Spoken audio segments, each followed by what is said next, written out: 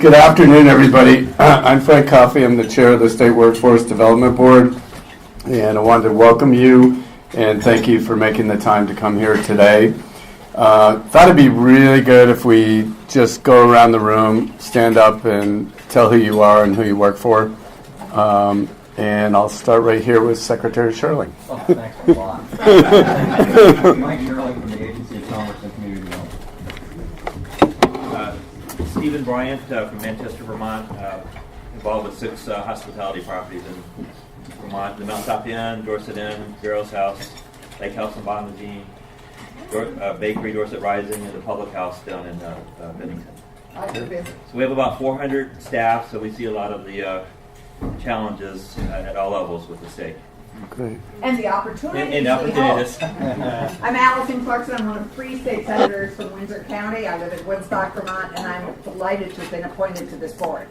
And I love working on the Workforce Development Task Force this fall. Steve Monahan with the Department of Labor. Greg McGuire with Revision Military. We have about 300 employees that are in Chittenden County and up in Newport, Vermont. Dick? Dick Myron, Georgia South, we have about 10 employees. I'm Dave Allaire. I'm the mayor of the city of Rutland. We have about 160 municipal employees.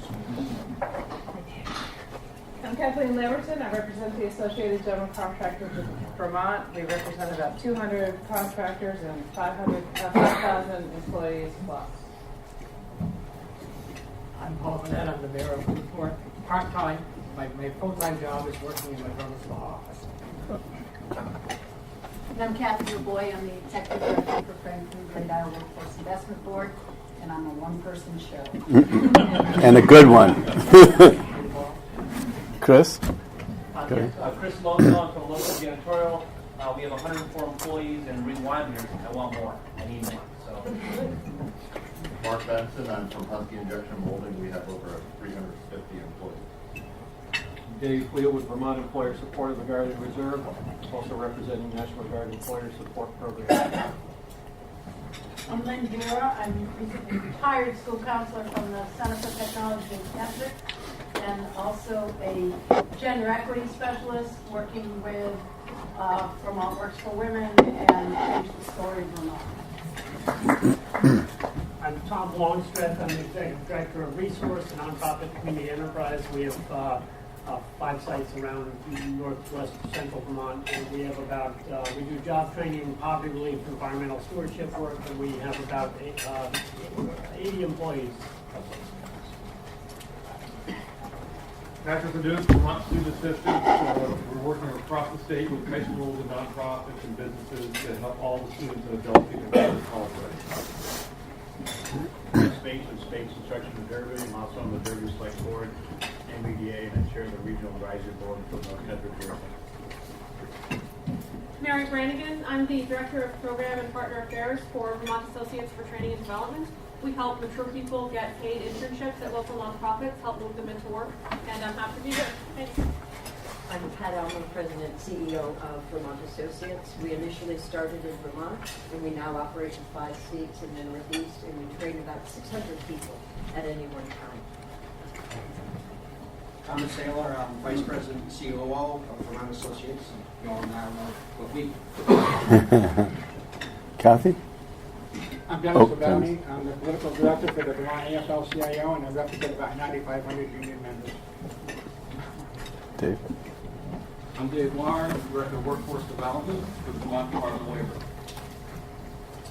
Hi, I'm Judy Borbow. I'm with the Department of Labor, Apprenticeship and I'm Diane Delmas. I'm the Director of Both Rehab. We help people with disabilities go to work, and we have about 140 employees.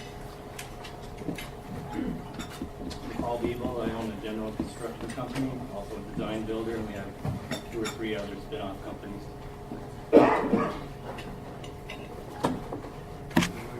Adam Grohl, the Executive Director of the Brattleboro Development Credit Corporation with RDC in Lincoln County. Additionally, I'm an entrepreneur with 3 other businesses employing 15 to 20 people. Kathy Keenan, Brennan. I'm a member of the House of Representatives, and I serve on the Appropriations Committee. And happy New Year to everybody. I'm Zach Hatch, VP of Operations for Wiseman's America's Group based out of St. Johnsbury.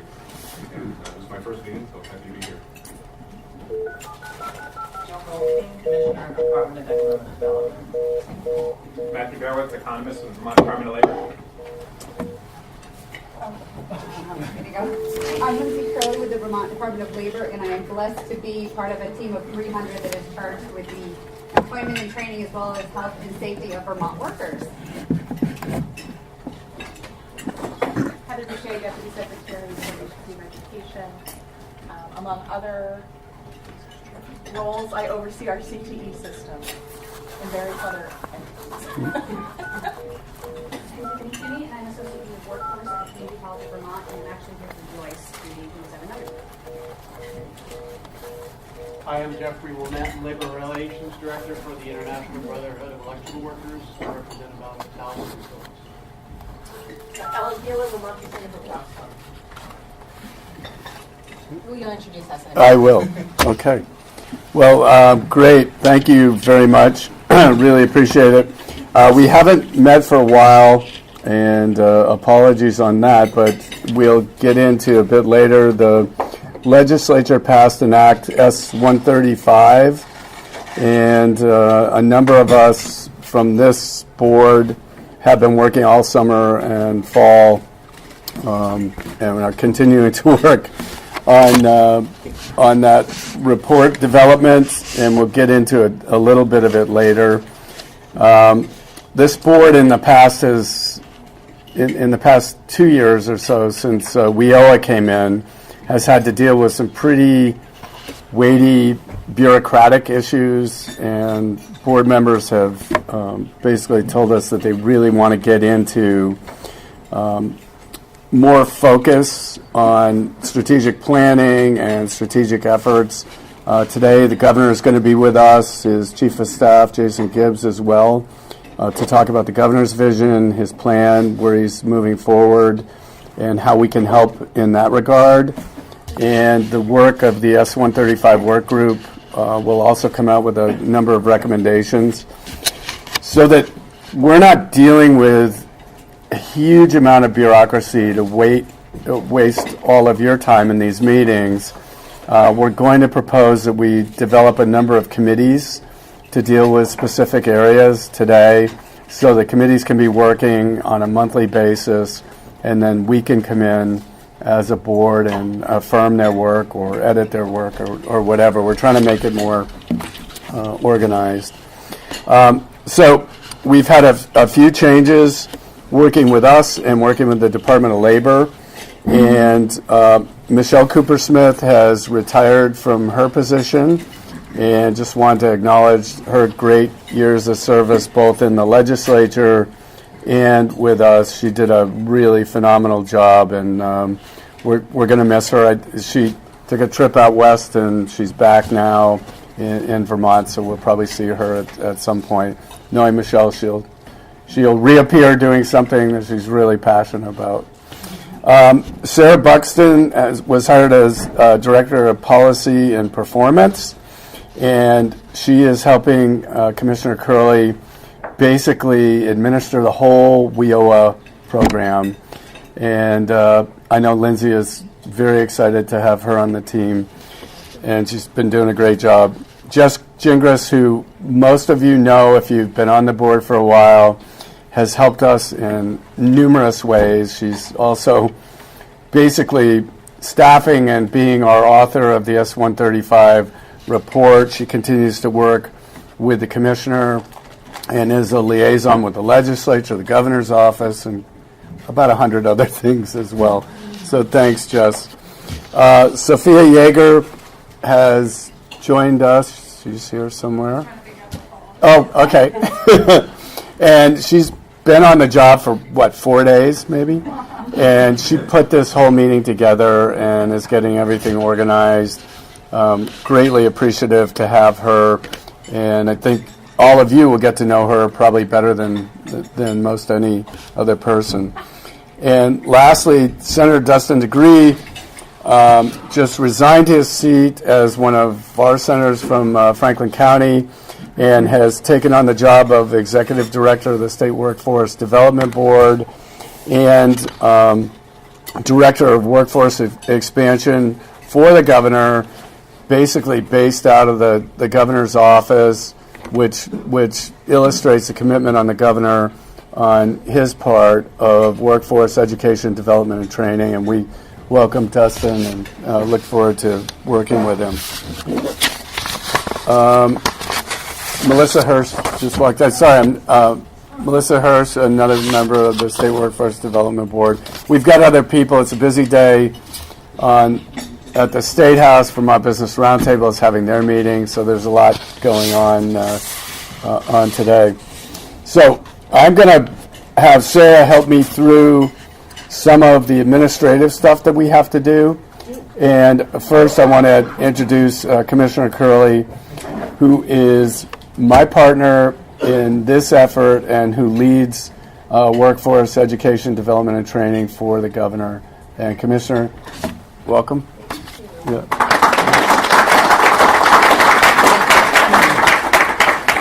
Thank you, Frank. Just one of the many co-pilots I work with in this mission. And I wanted to just also mention that one of my other co-pilots, Deputy Commissioner Harrington, walked in after we did introductions. Would you please stand, Mike?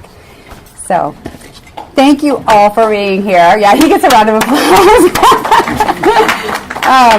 I'm really thankful for you being here today and taking time out of your busy schedules to be here. I really understand and appreciate the time commitment that you've made. It's my hope by the end of this meeting that you better understand your role as a member of the Statewide Workforce Development Board and the importance of your role in our quest to make Vermont more affordable, grow the economy, and protect the vulnerable. In my role, as I mentioned, I am charged with the employment and training as well as the health and safety of Vermont employees. The largest division within the Department of Labor is the Division of Workforce Development. Workforce development is an essential component of economic development. Our highly qualified workforce development team works every day with job seekers and employers, balancing the energy given to them so that job seekers are able to find meaningful jobs where they can support themselves and their families, all while we work with employers to be sure that the workers in Vermont possess the skills they need to fill their vacancies. Thankfully, a federal mandate helps us move this forward, something called the Workforce Innovation Opportunity Act. You'll learn a lot more about this as we roll out today. But this is an act that requires us to create a workforce delivery system that does give equal energy to job seekers and employers. When the governor asked me to assume this position, I had little knowledge of WIOA. After 1 year, I can proudly say my team has educated me very well. And because of the efforts of the team and the efforts of the board, Vermont is now a leader in WIOA implementation, and that's a big deal. We all know how important it is to have a strong team, but now I can say it is crystal clear to me after a year to understand how critical a strong and active workforce development board is to our success. I'm excited for what is about to start happening today. I know we're all committed to this process and committed to this group. The governor has elevated the issue of workforce and labor force to the forefront of his agenda, and we have put staff and people power into this board to elevate it and empower the team even more. In the governor's State of the State address, he sent a loud and clear message about his expectation that our workforce development system is able to meet the demands of what employers and job seekers need right now and what is needed in the future. I can't recall a governor ever putting workforce development at center stage, and maybe because I'm so young. I surely didn't expect this. As a business owner who wants to be able to find employees, and as a result of the passion that I share with all of you to make sure that Vermonters are able to support themselves and their loved ones, I couldn't be more pleased to have this at the forefront of his agenda. We have a real challenge in front of us, but I'm confident that if we work together, we can be successful. You've all probably heard the quote, "Teamwork makes the dream work." We need to live by this. We want to work collaboratively with you and figure out how to have a relationship and help you understand your statutory duties and what needs to be done to help strengthen our workforce and recruit and retain workers. If there are ways we need to be working together that are different and new, we are open to hearing those. I know that each of you in this room are wired to be doers. It is my goal to make your experience serving on this board a valuable one. I want you to be workforce development ambassadors in our state, and I want you to agree that you are a large part of the solution that we are all seeking. Our workforce development system is complex and it's going to be challenging. Our workforce system was designed for a high unemployment rate. We now maintain one of the lowest unemployment rates in the country, and we have a shrinking labor force, and no longer can we sustain a Band-Aid approach. We need to meet the demands and develop a system that is nimble enough to change with the economy and with our employers' needs and the needs of job seekers. Again, thank you for being here today. I'm so sensitive to the fact that this is an enormous chunk of your day and we have a packed agenda. I don't want you all to feel like you're talked at, and I want this process today to be engaging. So if at any point you have questions or you have something to add, please raise your hand. We want to hear from you. Thank you again. Frank? Thank you. Sarah, do you want to come up and we'll start? Sure. I'll let Dustin do a few. I think Okay. he wants to say a few things first. Oh, sure. My apologies. I know. Senator. Wow. So I just want to say, it's really good to be here. When the governor offered me the job of executive director, I immediately recognized not only the importance of the work, but the ability for us to kind of make a real difference in Vermont, in our economy, and in the lives of Vermonters that we all serve. And then when he told me about the team that I was going to get to work with, I was really excited. So Frank outlined that we have Sarah and Jess, both of whom I've had the opportunity to work extensively with in the past. Sarah and I served in the legislature together. We were freshmen in the House of Representatives together. Jess was in the State House at the same time. And also, between the three of us, we've worked for all three past governors. Sarah worked for Howard Dean, Jess worked for Governor Shumlin, and I worked for Governor Douglas. And now all of us kind of working together in a new administration offers a really neat and incredibly powerful perspective for a bunch of young Vermonters to have this kind of institutional understanding of state government and what our challenges are and offering fresh ideas to move forward. So I'm excited to have the opportunity to work with them, and I'm really excited to work with you all. The governor has elevated this issue as almost a crisis level, and he is, as we'll hear later, he's very committed to finding ways, whether it's enhancing old ways and finding new ways to really get at this problem. And I think that you'll hear from him the role of this board is going to be crucial in fostering those ideas and really serving as an incubator to create some really good public policy using your expertise and your backgrounds. So I just want to thank you for being here. I look forward to working with all of you. I want to be your conduit, so I want to hear ideas no matter how big they are and concerns no matter how small they are, and really look forward to working with all of you and putting together some proposals and some policies that can really help us move the dial on this really, really important issue. So thank you so much. Look forward to working with you, and thanks for being here.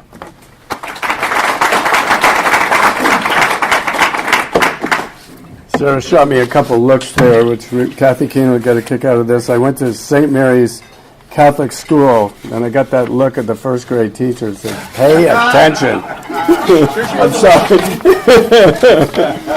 So I met Sarah. I worked for Howard Dean also for 3 years, and I met Sarah when she was an intern, first for Governor Dean, and she did a number of things for Governor Dean. She is incredibly just passionate about whatever she's involved in, and what a worker. So thank you, Sarah.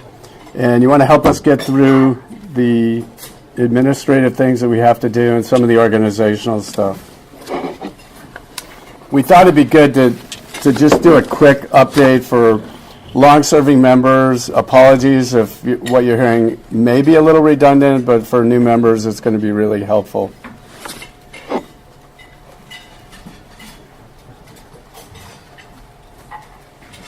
All right. Who here can tell me how to make this look? It's working. Here you go. Okay. We had it right before. Yeah, go ahead.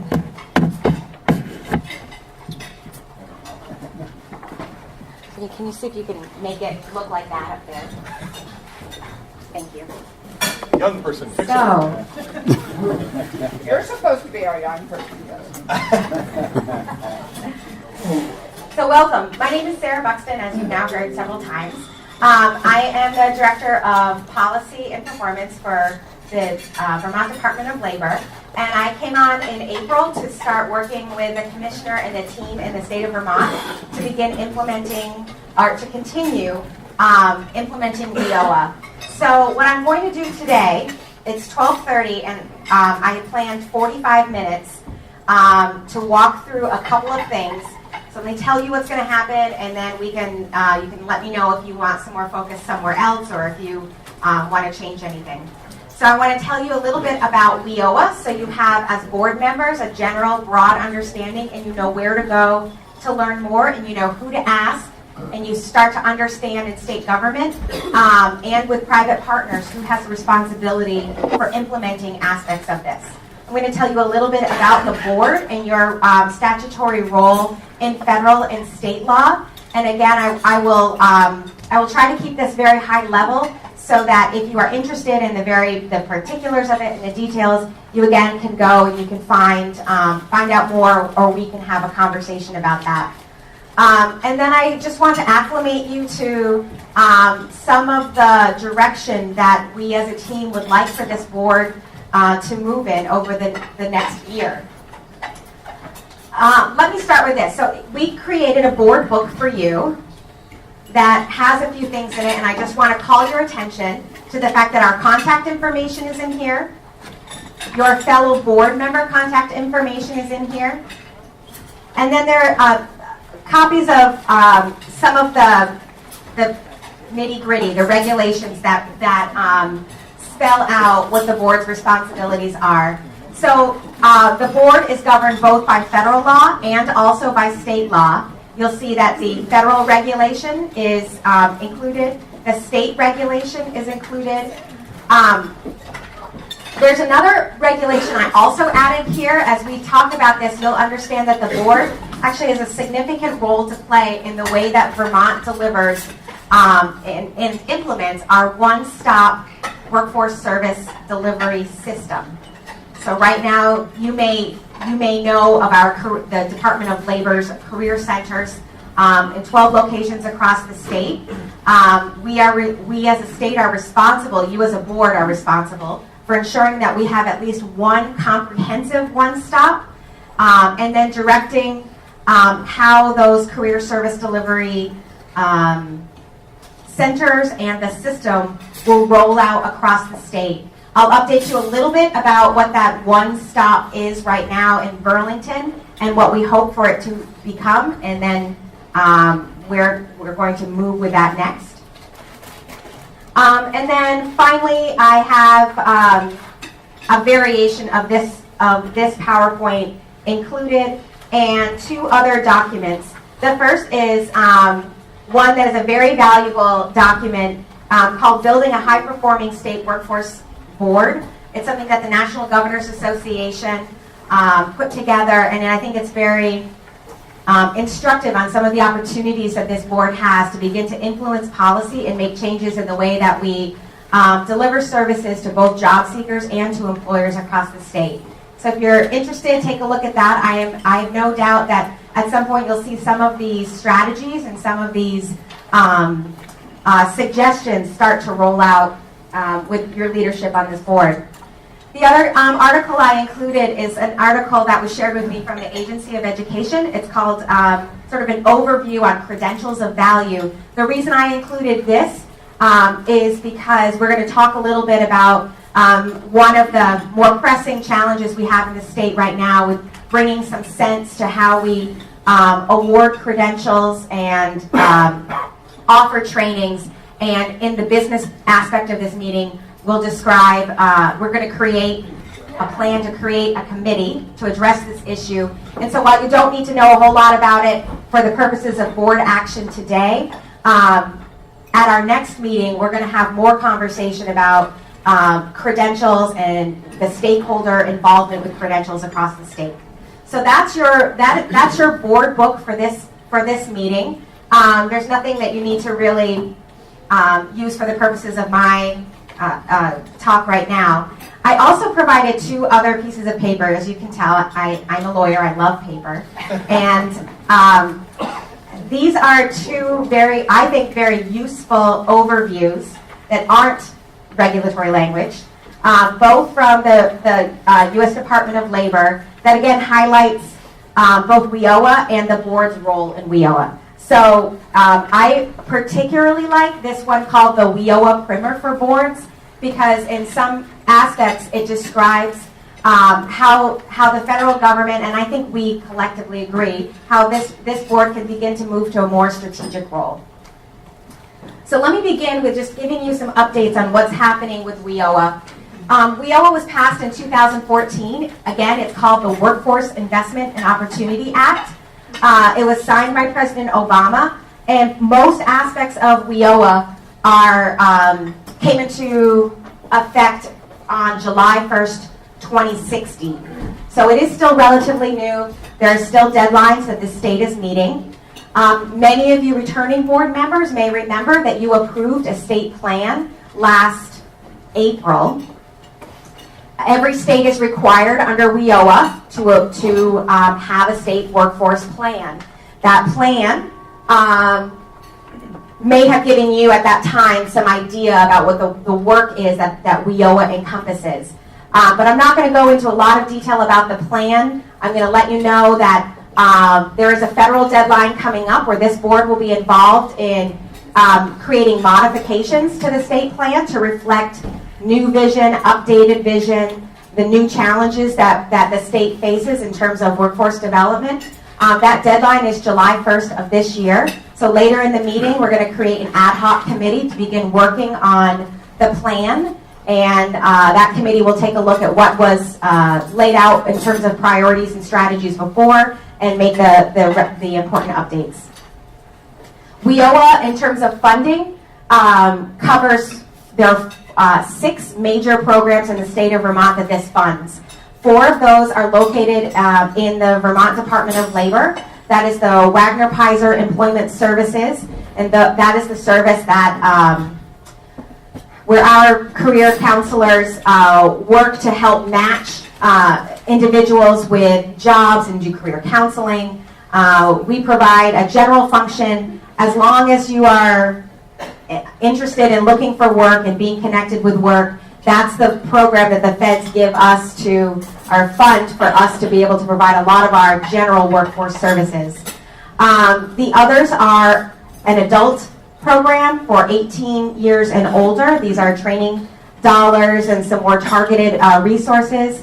A youth program, and just FYI, youth are, in this context, 16 to 24-year-olds.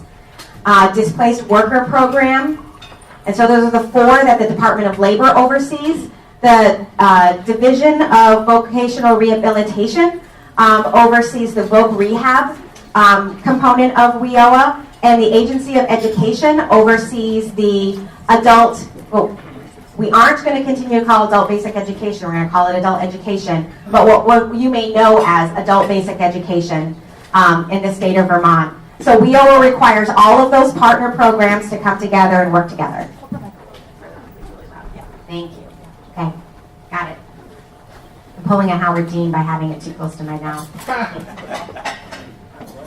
So I just described that WIOA is a big funding pot. It also brings in other programs, and this is why some of you are here and are part. This is okay?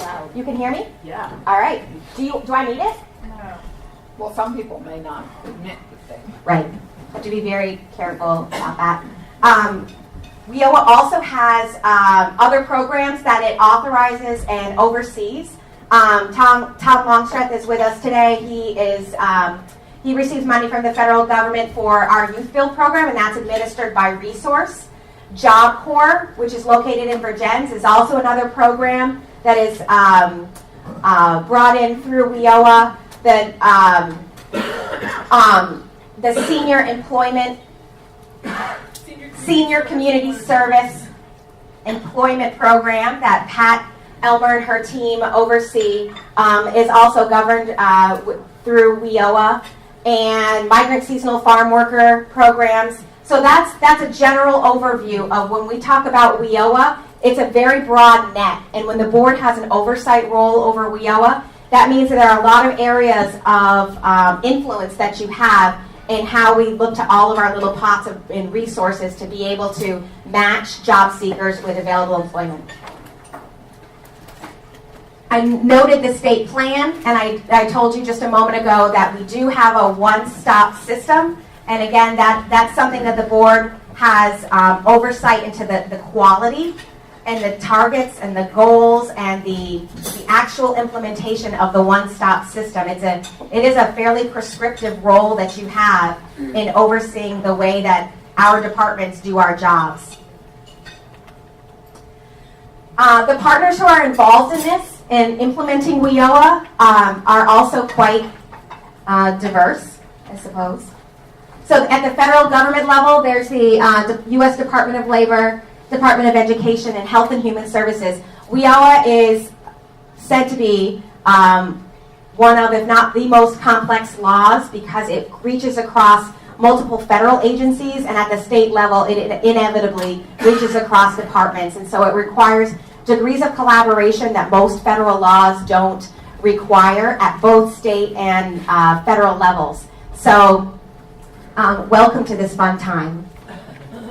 The Department of Labor is the designated workforce agency for the state of Vermont. That's kind of a no-brainer. It isn't the case in all states. So we are the ones responsible for reporting to the feds about all of these systems, how everyone's doing, reporting performance, etc. The administration, the governor's office, and other aspects of state government are also partners because they report their own performance in it as well. Through this board, the governor has a role to play with you in setting policy. So you are an important partner in the administration, but then also in your own right as an oversight board.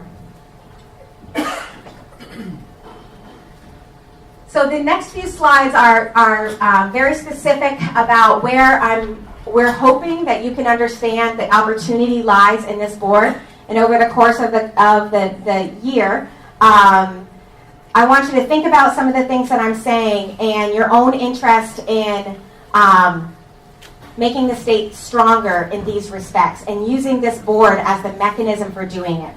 This board is 51 by law. It's 51% employer driven, and so I believe that's a benefit in that the voice with which this board speaks is the voice of the community and the interests that we are truly looking to serve. So the four main duties as laid out in the federal law are to facilitate public-private partnerships, to support sector strategies and career pathways that advance opportunities for all workers and job seekers. We're going to come back to career pathways. Again, we're actually going to create a committee today on career pathways so that some of this work we can start to build forward. We can have common definitions, common understandings, common priorities that then at the local level or in public or private worlds, they can sort of build off what the state has already come to decide is a priority or a definition. You're here to foster innovation, and you're here to help, to ensure streamlined operations and service delivery excellence. You do that through your oversight of the one-stop service delivery program and in some aspects of your reporting to the federal government. Quick note on your board membership. I just told you you're 51% employer-driven. 51% of you are from the employer business sector. 20% of you are required to represent the workforce, and so you know that you see some partners here who are actually the head of those agencies or those private partners. And there are other representatives. CEOs are required, so you'll see some, we know we have some mayors here. And other types of specific representatives so that this board really represents a cross-sector. In federal law, this board could be as small as, I think, 26, because for every public member that is required to be on here, statutorily required, you have to have one additional business member to keep that 51%. When the state of Vermont passed its statutory law, we added more representatives of the service delivery programs and representatives of the workforce, and more representatives from the legislature, both an additional member from the House and an additional member from the Senate. So in doing that and bringing in more of those voices, it required more business members. So if you're wondering why we are such a big board, it is in somewhat due to the fact that we have to maintain that 51% and some previous policy decisions to have a very inclusive, stakeholder-driven board. So the next two slides are about strategic functions and how we hope we can help you to build some capacity. I've described to you a little bit about your role in both creating a state workforce plan and then in implementing it. When this board approves a plan that will be submitted to the feds as a modification this July, you'll have new performance measures. So you'll put the Department of Labor, Voc Rehab, Agency of Education, you'll put us under the microscope. You'll check to see what we're doing, how we're doing it, and then you're going to help us do what we do better. You're going to develop career pathway strategies. Career pathways is something maybe a lot of you have heard either at the local level, at the state level, in your own area of expertise or more. The Department of Labor, WIOA, is the law that requires all the coordination around career pathways to occur. In the state of Vermont, a lot of the career pathways work and policy exploration has happened through the Agency of Education. I don't think there's any intention, at least among our agencies, for that work not to be driven by the Agency of Education, but we are working together to make sure that if we are working on the private sector, with business sectors, with WIBs and other business-driven boards, that we are trying to align with the K-12, pre-K-12 system and higher education.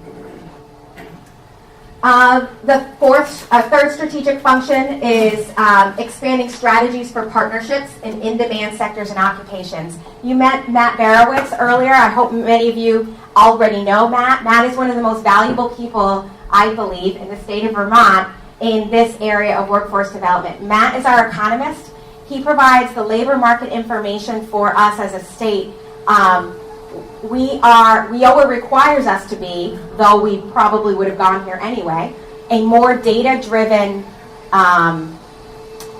we're supposed to have more of a data-driven approach.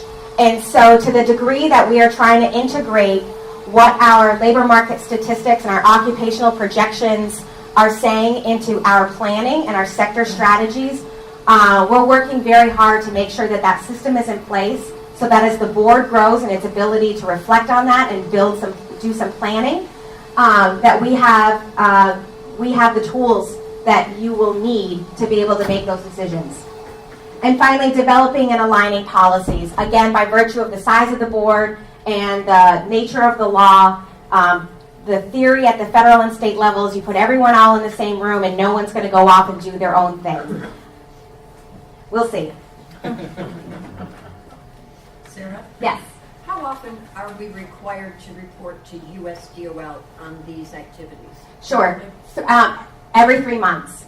The board doesn't report every 3 months on its activities, but all of I report to the feds on a number of our grants and our main programs through Dave Lair does with his team on the exact program requirements every 3 months.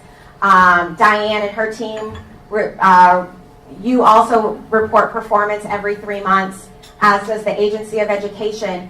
And then they have some regular queries for us about employer engagement and the types of activities that we're doing. We give narrative reports for them to make sure that the state is moving in the direction that they want us to be moving in.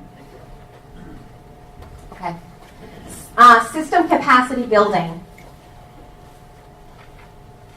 So this is, I think, going to be a lot of the exciting work that isn't so much of a statutory charge, but this will be some of the work that you'll do maybe in some of your subcommittees or some ad hoc committees, but identifying and promoting promising practices to meet the needs of employers and workers with disabilities, convening, brokering, and leveraging stakeholders to assist in writing plans and identifying non-federal expertise and resources.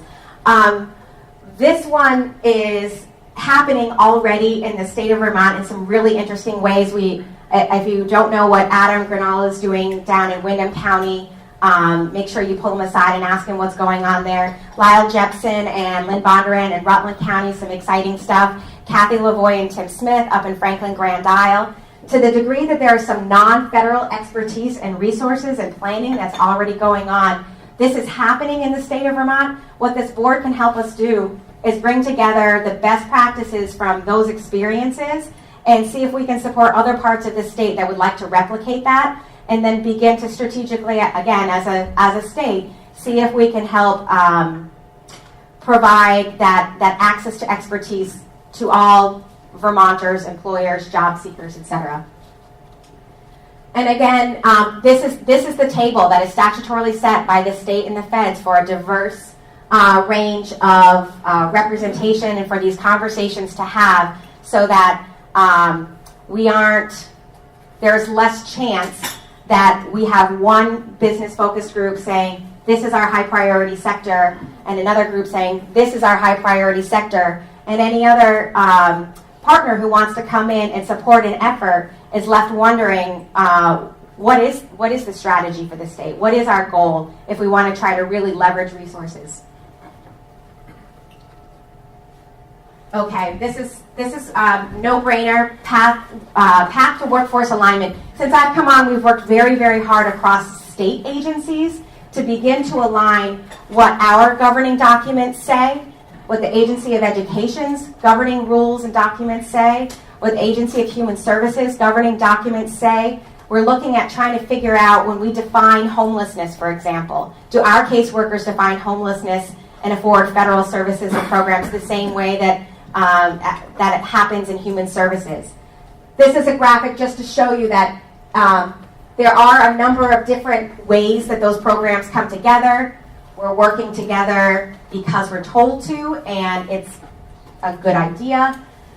The other area where we are trying to work very hard to align, and you will be pivotal to, is trying to align the supply of workers with the demand of employers. And the mechanism through which we do that is probably through our service delivery, in our trainings, in our counseling, all those unique functions in workforce development, our education, all those unique functions that each partner performs in workforce development. So as we continue to have these conversations and strive toward that end, that's where we're headed. Our one-stop system, not any particular center, but our one-stop system, the system that you will be overseeing and beginning to really look and explore more of, align services, coordinate programs, public and private, streamline case management, enhance access and availability of service across Vermont, both from a geographic perspective and also from a needs perspective, and organizes outreach. Organizes outreach for many of the business members may resonate better if I were to say coordinate business engagement, so that when you are being approached by any partner in this program, that there is a way that we are sharing information among ourselves, so you're not called 12 times, and that any way that you feel that you can participate with or engage with our service delivery mechanisms, that there is an organized way to do that, and you can fit easily into an aligned system. I think we've covered a lot of this, but I want to highlight another few objectives that we've been working toward. One is to achieve better employment outcomes for at-risk Vermonters. the commissioner noted that with such a low unemployment rate right now in the state of Vermont, the types of Vermonters that our staff, both at the Department of Labor and I think across all of the one-stop partners, are working with are facing significant barriers to employment. And so that requires some different approaches and resources that need to be allocated to help those at-risk Vermonters. And then lastly, this is something I think we've all agreed is very, very important. I just touched on it a moment ago, but I want to underscore that the equity and availability of services is something we want to, that's an area of great improvement. What we hear from businesses is that the trainings that are offered by the service delivery side don't align with what is actually needed. And even if, in theory, those trainings were available, they may not be actually training to meet an end that you need. And so we want to find ways to do that, both across that divide and throughout the state.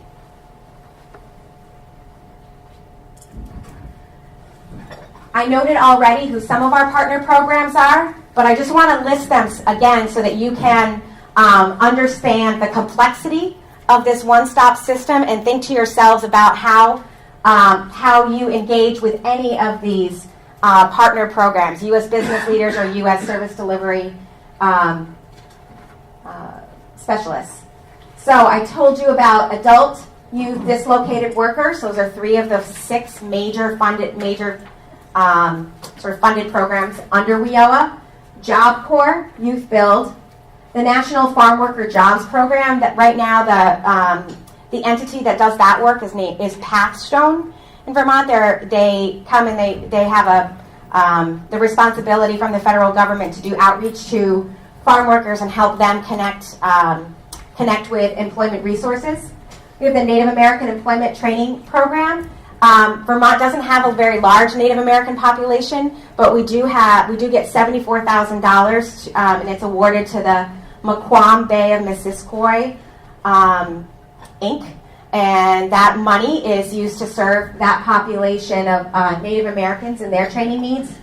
Wagner Pizer is the very broad, general bucket of money.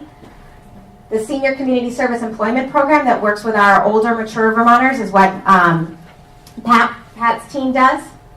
Trade Adjustment Assistance is work through the Vermont Department of Labor when if you're in a sector that is changing and your employee, you have to have a layoff because of the changing markets. We can work with some of those employees to become retrained, and that's the mechanism by which we do that. Unemployment insurance, you know of. Jobs for veterans, which I hope to tell you more about as you dive into these programs at some point. Reentry employment opportunities. So the Department of Corrections, while not, they aren't receiving the specific federal funding stream that requires them to be partners. But I want to say, and it's something I think we all need to continue to think about, even though they aren't required to be at the table, we are still working with the Department of Corrections and finding ways that we can aid in the reentry of ex-offenders into the employment system. Adult education and family literacy, that's the adult education that is overseen by the Agency of Education. Vocational rehabilitation services. Adult career and technical education. This is different than secondary career and technical education. Right now, Vermont does get a small amount of money, and the 2 providers of that funding stream are CCV and VTC, who have been at the table in the conversations for all this alignment. The community services block grants, those are your local, it's like Capstone, CVOEO, Brock. Thank you. So those entities are required to be at the table. And finally, TANF, which is Reach Up in Vermont. So that's quite a broad group to try to come together with a lot of different program goals. I want to add, as I'm looking at Patrick Leduc, that we've also invited to the table and has come to be a partner with us, VSAC. So as we are looking at all of the ways that we help individuals move into employment, VSAC is a critical partner, and we're very lucky to have them in Vermont and lucky to have them be as engaged as they are with us across the state. So when we begin to mature as a board, this will be more important to you because you'll be looking at the timeline for all these moving pieces and implementation. For WIOA, you're going to be looking at this and you will have the opportunity to say, where are your joint policies and practices? You have the ability to call upon us. You have ability to call on any of these partners in some sense to really present to you how we're working together and engage with us in a way that we can serve employers and job seekers better. I just have to put that up because I want you to know we're doing a lot of work. And finally, what we're really striving for right now in the state of Vermont is to, I've talked to you a little bit about access and equity. We are really trying to figure out how, not only at the state partner level when we're sitting around a table and having, writing MOUs, we want to figure out how at the community level our staff can begin to know more about what's going on so that any employer or any job seeker who touches any of those partner programs will have the door open to them to anyone else's services. So creating that no wrong door approach, not just at the state level, but at the local level, is another guiding principle that we would really love to have some of your expertise and help on. Yes, Lynn? Could you give us the key for the 3 different colors? Sure. There is no key. It's just a visual representation of the fact that in this may be the Department of Labor, this may be some of the education representatives, this may be the fact that there's another partner that we wouldn't necessarily be working with, like Youth Build in a community. And so looking at each of the communities and saying, of all the partners, who's there? And this is supposed to represent the fact that we want them to be everywhere and we want them to be coordinated everywhere. So the physical movement of the stars between 18 and 20 doesn't really matter? Yes, but I want to make a point on that because the federal government does expect that we will be co-locating services, and that's really difficult I'm sure immediately you can think of what that would look like to ask all 18 programs to get up and get into a space all together. It just doesn't make a lot of sense in Vermont. So even if we can't all co-locate services so that there isn't a physical one door that you walk through, we're striving to ensure that there still is a one stop or no wrong door approach through better cross-training, more understanding, excellent communication on the back end, and putting those systems and those mechanisms in place. Thank you. But, excuse me. Yes. Isn't there I believe there's a one-stop in Chittenden County in Burlington. You're right. So there is, yes, so that is our Vermont is a one-region state. Other states have multiple labor regions, and the feds require that every region have a comprehensive one-stop. Ours is located in Burlington, and that is the place where all of this, that we say all of our services are offered through this one location. Even though vocational rehabilitation isn't reporting for work every day in the office, and we have staff just down the street, we've created mechanisms for customers to not experience that the difference in location, so that when a customer comes in, they are experiencing their services as though they were in one space. So thank you for pointing out that we do in fact have one place where we are co-located. We're working very hard to try to move to Rutland next and make that a comprehensive one-stop, and then figure out, and maybe by this fall, we'll be there among partners. And then gradually, perhaps with your guidance as a board, you can help us to prioritize and figure out where we should be moving next, and if we should have some sort of alternate form of one-stop services that reflects the needs of the community a little bit better. My final slide is just one that isn't as related to any of this, but I want to make sure that you understand that the WIOA work plan, the workforce plan that we submit to the state, is sort of our governing document. Other entities have other governing documents. The SEDS report, which is the Community Comprehensive Economic Development Strategies, is a document that is housed or sort of overseen by the Agency of Commerce and Community Development, but in both federal and I believe it's also reiterated in state law, this board is responsible for performing its work in alignment with this 5-year strategy. And the 5-year strategy, instead of looking to the service delivery side of the work in the state of Vermont, is aimed more on the on economic development and employers' needs and some of the more business-driven aspects of our planning. So at some point, it is a giant document, and I wouldn't expect that any of you would read the whole thing, but it would be useful perhaps to look over the executive summary. We'll make sure you get that at some point in some form.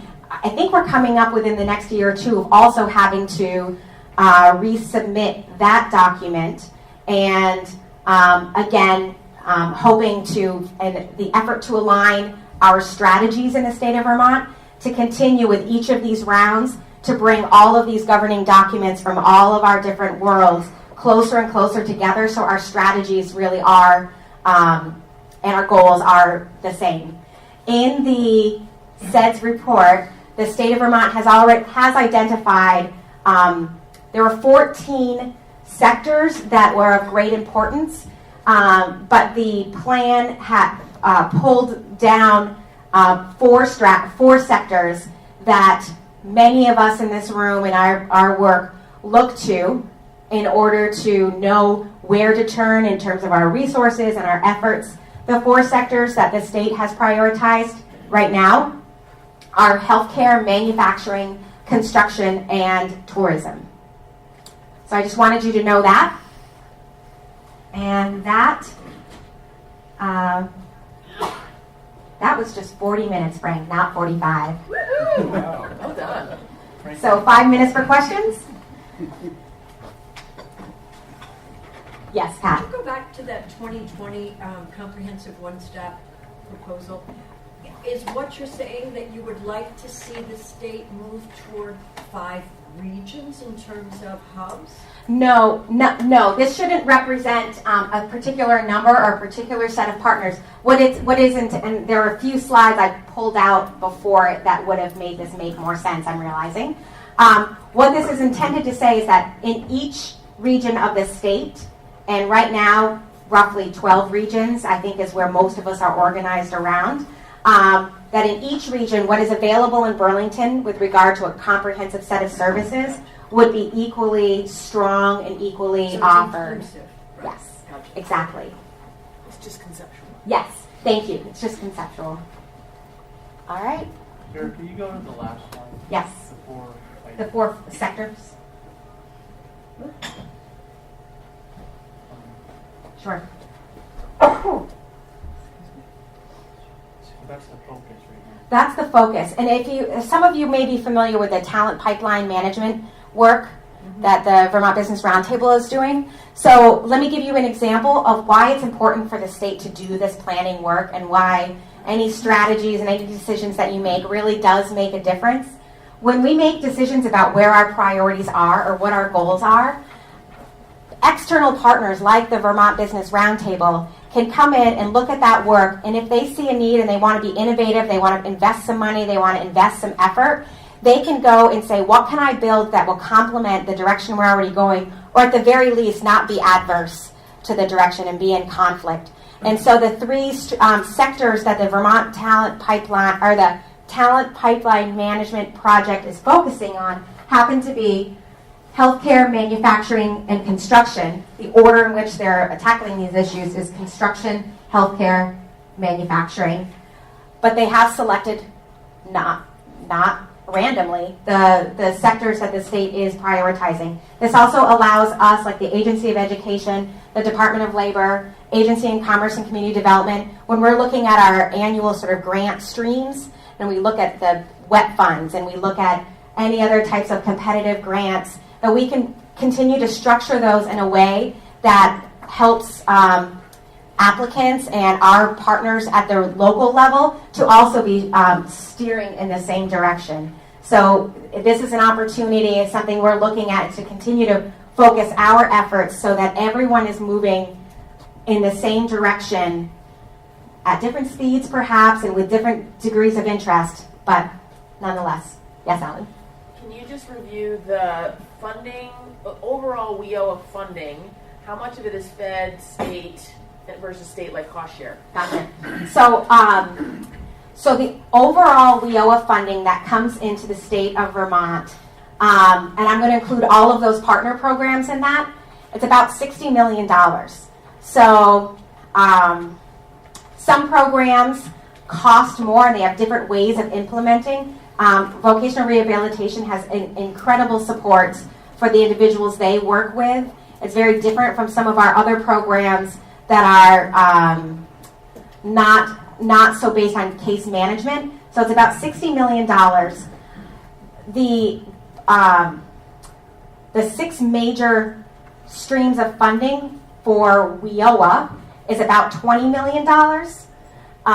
And of that, some of those streams have very specific, we can do actually maybe we should have a finance committee too. Some of those streams have very targeted uses, but for 3 of them, we can hold back, I think 2 is 10%, 1 is 15% for statewide activities.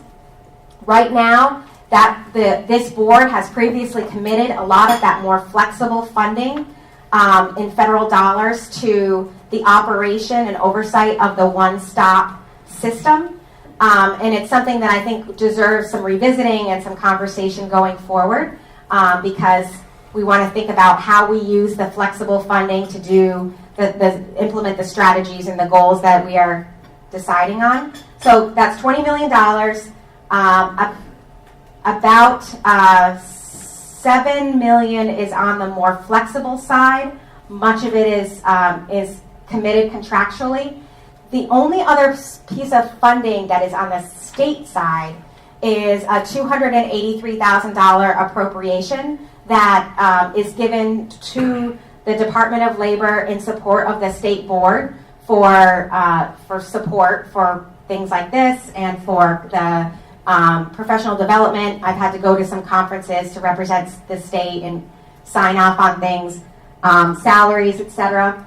The reason I believe the state of Vermont is funding the support for the board with the state money instead of the federal money, as many other regions or states do, I think it's because the federal dollars have many more restrictions on how you use that money because it's the feds. So we want to be able to just administratively make it as simple as possible. So that's the answer. That's where the money is. I think, though, it's important to just say, and this was one of the things that the S135 working group is looking at, was that there is a whole other pot of various funds that are held by other entities that are doing important work, and we're trying to get a handle on, you have the Vermont Training Program, which is what, 1.3 million? 1.2 million, state, for instance, all state. Yeah. So we are trying to get a handle on how much of the total available money that's out there, and how do we align all those different funding streams towards this more unified focus? Yes, and so this is exactly the sort of work I'm hoping this board can continue to do, and do it in a thoughtful way with the authority that you have as a board to make some of these recommendations, these decisions, etc. All right. Yes, Joan. I wonder if you could connect the dots a little bit for some of the employers in the room. Sure. How they would connect to some of those. I mean, obviously the Vermont Training Program, we connect directly with employers, but it's not as direct with some of the money that you're talking about. Okay. So there are when WIOA was reauthorized, these types of funding streams had previously largely intended to serve job seekers. There is a and if you care to read regulations that are in your book, you will see a very deliberate, some very intentional efforts to make sure that this system is serving employers with the same degree as job seekers. And so the way that you would connect through some of the federal service delivery aspects is through outreach that is in its construction and being coordinated, in outreach from our service delivery partners and saying, we're training our people here. Is that meeting your need? And we are required as a one-stop system or as an integrated system to look to the business partners at the regional level and at the state level, and we have to justify to the federal government on a more regular basis that our programs are aligned with employer needs. And so we're trying to develop tools for that conversation to happen and for us to be able to honestly check the box and say, because right now, as I said, some of our reports are narrative. I'd like to be able to have a system in place where there is an actual mechanism and something intentional with how employers are reviewing what the product that these dollars are producing. There are a lot of federal mandate in terms of the measurements associated with that, because I'm sure with that narrative has to be concrete results, right? Output and outcome measures. Yes,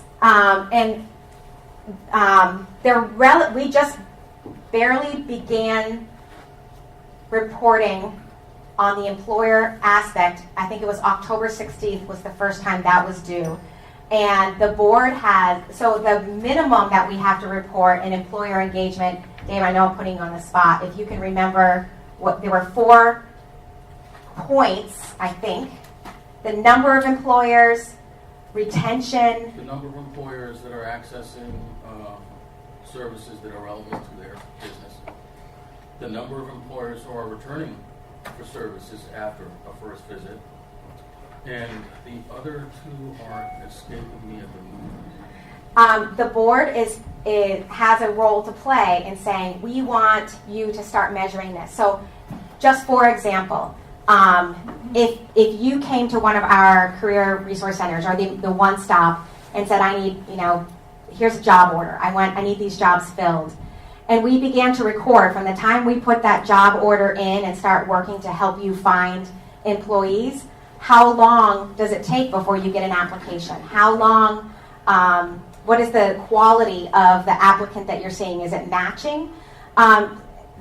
It's a tall order. And we'll be going back into That's right. That's right. And if the it's same type of order or something different. Right. And if you are saying, we're not getting our employees from this mechanism, and hi, business board, we're telling you we're getting our employees over here. Let's shift the system to make sure that we're supporting the things that are working. And so the way to do that is for the board to have these conversations and set performance goals and set policy that then this entire system has to shift toward. The whole entire WIOA system shifts toward. So my follow-up question to that would be, is that when you have those federal mandates, I used to deal with this a lot, you're stuck in these boxes, but we have the flexibility as a board to come up with measurements that are going to be helpful for us.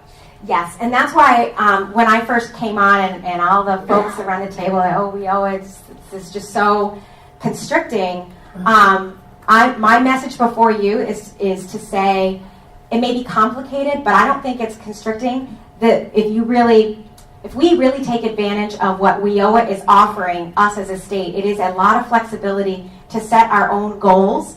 It just requires that we set them, we find a way to measure them, and that we report it. So we can be as good or as bad at that as we like. Okay? I think it's break time. Unless you want to do anything. The minutes first and try to get those minutes? Yeah, sure. Okay. Thanks. Yes, thank you. your packet under the agenda or the minutes from the April meeting, and there's a few Rosemary Woods gaps in them. If you read them, there's a few blank lines. Would entertain a motion to accept the minutes, provided that we have those lines filled in at some point. If you're looking at the same document, the minutes. Okay. On the second page of the minutes, Tom. I'll move to accept the minutes. Okay, moved by Tom, seconded by Chris, and we will provide the words to the gaps. I don't know if we should pass these like this. I'm sorry, what are you looking at? There's some gaps in. Basically, I think what didn't happen was the right here. flip chart paper never got put in. Oh, okay. What are they supposed to do?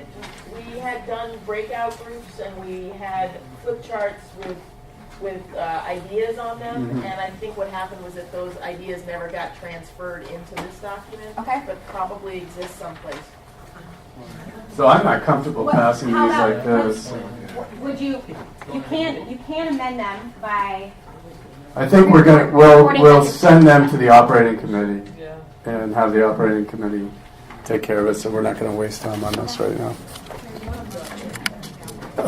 Yes, a motion to send them to the operating committee. Moved by Kathy. Is there a second? Second by Kathy Keenan. All those in favor, say aye. Thanks. Opposed, abstained. Great. It is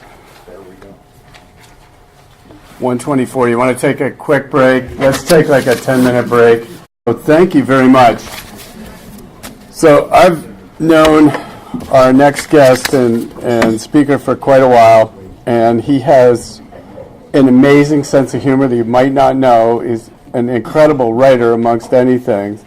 One of the funniest lines I'll ever remember is, said, "These are not times for times like these." And in the context of what he said, I started crying. I was laughing so hard. But Jason Gibbs is the chief of staff for Governor Scott and shows you the focus of the administration right now in workforce to have him come and join us. So, Jason, thank you. Welcome. The floor is yours. Thank you. Mike here. You can take it if you want. I'm going to try to do this without the microphone. Can everybody hear me okay? In addition to, don't tell anybody I have a sense of humor. It'll ruin my reputation. I just feel like when I'm in this room, like Waldorf and Statler from the Muppets are going to be up in the old guys. Somebody can play that role in the back. I really appreciate the invitation to be here. This is the most important issue that the governor has defined for us to address as an administration, and you all play an important part in helping the state address this issue. We are, in fact, a team. We are statutorily obligated to work with each other to figure this challenge out, and we are fully committed as an administration and as in the governor's office to working with all of you collectively and each of you individually to make a real difference in this work moving forward. Dustin and Sarah suggested that it would be helpful for all of you to understand the strategic framework that we're using to approach everything that we do in this administration. That's not to say these are our only priorities, but as I'll get to in just a second, and I think we all understand, not all priorities are created equal.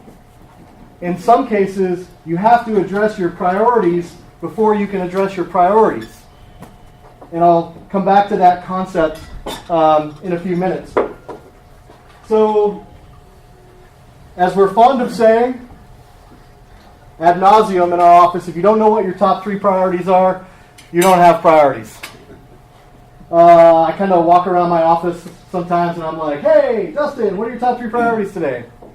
So it's about daily priorities, it's about strategic priorities, it's about personal priorities, and you might be able to segment priorities into each of those buckets, but if you don't know what your top 3 priorities are, you don't have any. So our administration has summarized its top 3 priorities in 3 numbers. And you're going to hear the governor talk about these if you haven't yet already. And from my perspective, it's about knowing why we have to move with purpose and clarity. And those numbers are 631. And not to steal the governor's thunder, I suspect he'll talk about it because he talks about it every place he goes. But every day when we wake up, there are on average, 6 fewer workers in our workforce because of our demographics principally. There are 3 fewer kids in our public education system. Workers make babies. And there's nearly a baby born every single day exposed to addiction. 631. And we spent a fair amount of time in the transition about 12 months ago. It's like the fastest and the slowest 12 months of my life, the last 12 months. Somebody said like the best jobs have super long days and super short years. Kind of how I feel. We spent a lot of time trying to figure out, like, of all the things that we measure as a government or that government measures at all sorts of levels, the municipal level, the state level, the federal level, like how do we really zero in on the things that reflect the priorities that we have to have as a state government to change the trajectory of our state and to convey the sense of urgency that led the governor to run for office. Everybody loves graphs. Here's something to think about. Our much coveted AAA bond rating, nurtured, protected by a number of people in this room, including Jeb, over time, is at risk because of that 6. This is workforce growth compared to other AAA states from 2011 to 2016. Here we are. Here are our AAA peers. Just to contextualize it in a financial sense. What does it mean to grow the workforce from where we are today to where we want to be tomorrow? What is it, economically? Have we done this before? What does history tell us? So up here, 1970 to 2020, everything in blue is a period of time where Vermont's workforce population grew more than 0.5, 1/2 of a percentage point per year. Everything in orange is when that trend started to recede, and we grew at less than 0.5% per year. The dotted line reflects a 0.5% growth looking forward. So if we can set 0.5% growth as a target, what does it yield? Or even, what does 0.25% growth yield? And how many people is that? Like, how realistic is this goal? 0.25% growth is 1,100 workers added to our workforce. Kind of a big number, maybe. There are 10,000 people in the unemployment pool. To contextualize this, we get 1,100 workers into our workforce. GDP grows by 350 million. Personal income grows by 250 million. Housing values grow by 150 million. Just by increasing the size of our workforce by 1,100 people. This is based on the REMI model that's run out of the Agency of Commerce, for those of you who are familiar with it. In 5 years, those 1,100 people net us 600 new businesses with employees plus 1,200 new sole proprietors. I don't know if they'll be passed through or not. I guess that depends on how we react to the federal tax changes. $51.7 million in new tax revenue to the state's bottom line. 11,000 new jobs and 550 new students. If we take the 6 in 631 and we make it 3, right? If we if we stop that erosion, if 6 becomes 0 on average, you can effectively more than double each of these because of the amplification of the economic benefit. It's not a nice round multiplication by 2. It's actually more like a factor of 2.7 something under the REMI model. So I just wanted to offer, is it doable? Hell yes. And what does it get us? This is what our modeling shows. We also have like an enterprise management approach to our strategic planning process. We are an enormous enterprise. Forget for a second that it's government. Just indulge me and think like, okay, it's an 8,500 FTE, $6.6 billion enterprise with its own law enforcement capacity, and its own transportation capacity, and its own healthcare capacity, and it's a healthcare payer, it's a healthcare provider, it's a social service agency, it's an education agency, it's all these things, right? We do things I don't even know we do. Like every day. This is my second tour in government. I learned something like, wow, we do that? Holy crap. All right? We have the capacity, if we are focused, to be tectonic. Forget government, forget politics, just our capacity is enormous. How do you maximize that capacity? We think we're going to get better, more transformative results if the enterprise, if all 8,500 of us have a general sense of what the North Star is. What are we focused on? How are we navigating? How are we measuring the progress we're making across the field?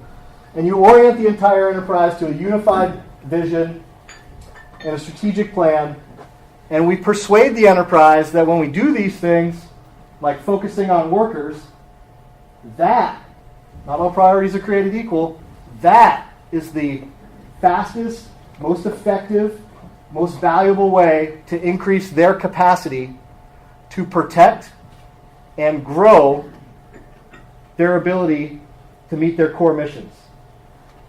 To put it in a glass that's kind of half-empty perspective, if we don't figure this out, we won't be able to afford what we have, and we certainly won't be able to afford to expand our capacity to do what we value. Not all priorities are created equal. That's why the work you're doing is the centerpiece of this agenda. So we think this strategic approach requires developing a culture of continuous improvement. This is reflected in our Pivot program. This is built on Toyota's pioneering lean manufacturing techniques.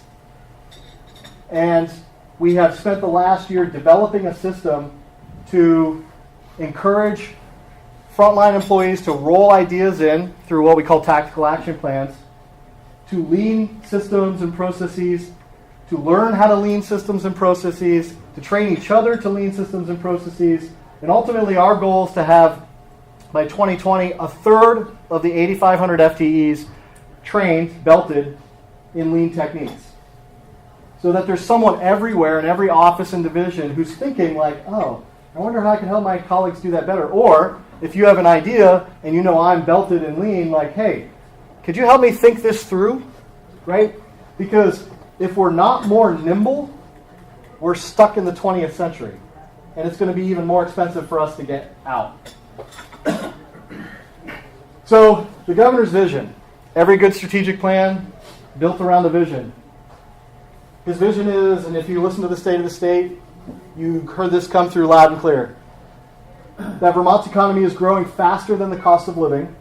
Our state is measurably more affordable each year for families and businesses, and we're meeting our obligation to protect the most vulnerable. So we started the strategic planning process. The governor defined these 3 strategic goals: grow the economy, make Vermont more affordable, protect the most vulnerable. Look, these are in the absence of specific indicators, specific agency goals, and tactical plans, the stuff that makes up a strategic plan, and all the entrepreneurs are in the room are like, this is not news to us in private business. It's kind of a new concept in government, sort of. Not general. I don't want to overgeneralize. There are a lot of really smart people doing smart strategic things and who have plans. But for the entire enterprise, this is kind of a heavy lift. These things would just be talking points in the absence of a plan that we can articulate. So we went to work and we said, what are the key breakthrough indicators? How are we going to know that how are we going to measure how we are growing, whether or not we're succeeding at growing the economy, making Vermont more affordable, protecting the most vulnerable? In the economy bucket, 3 things. Size of the workforce as a percent of population. The most important priority. This is how we will pay the bills. The employer growth rate. How many employers do we have, and are they expanding? And wage growth by region. Pretty straightforward. If you take Chittenden County out of the equation, there's been almost no wage growth in Vermont.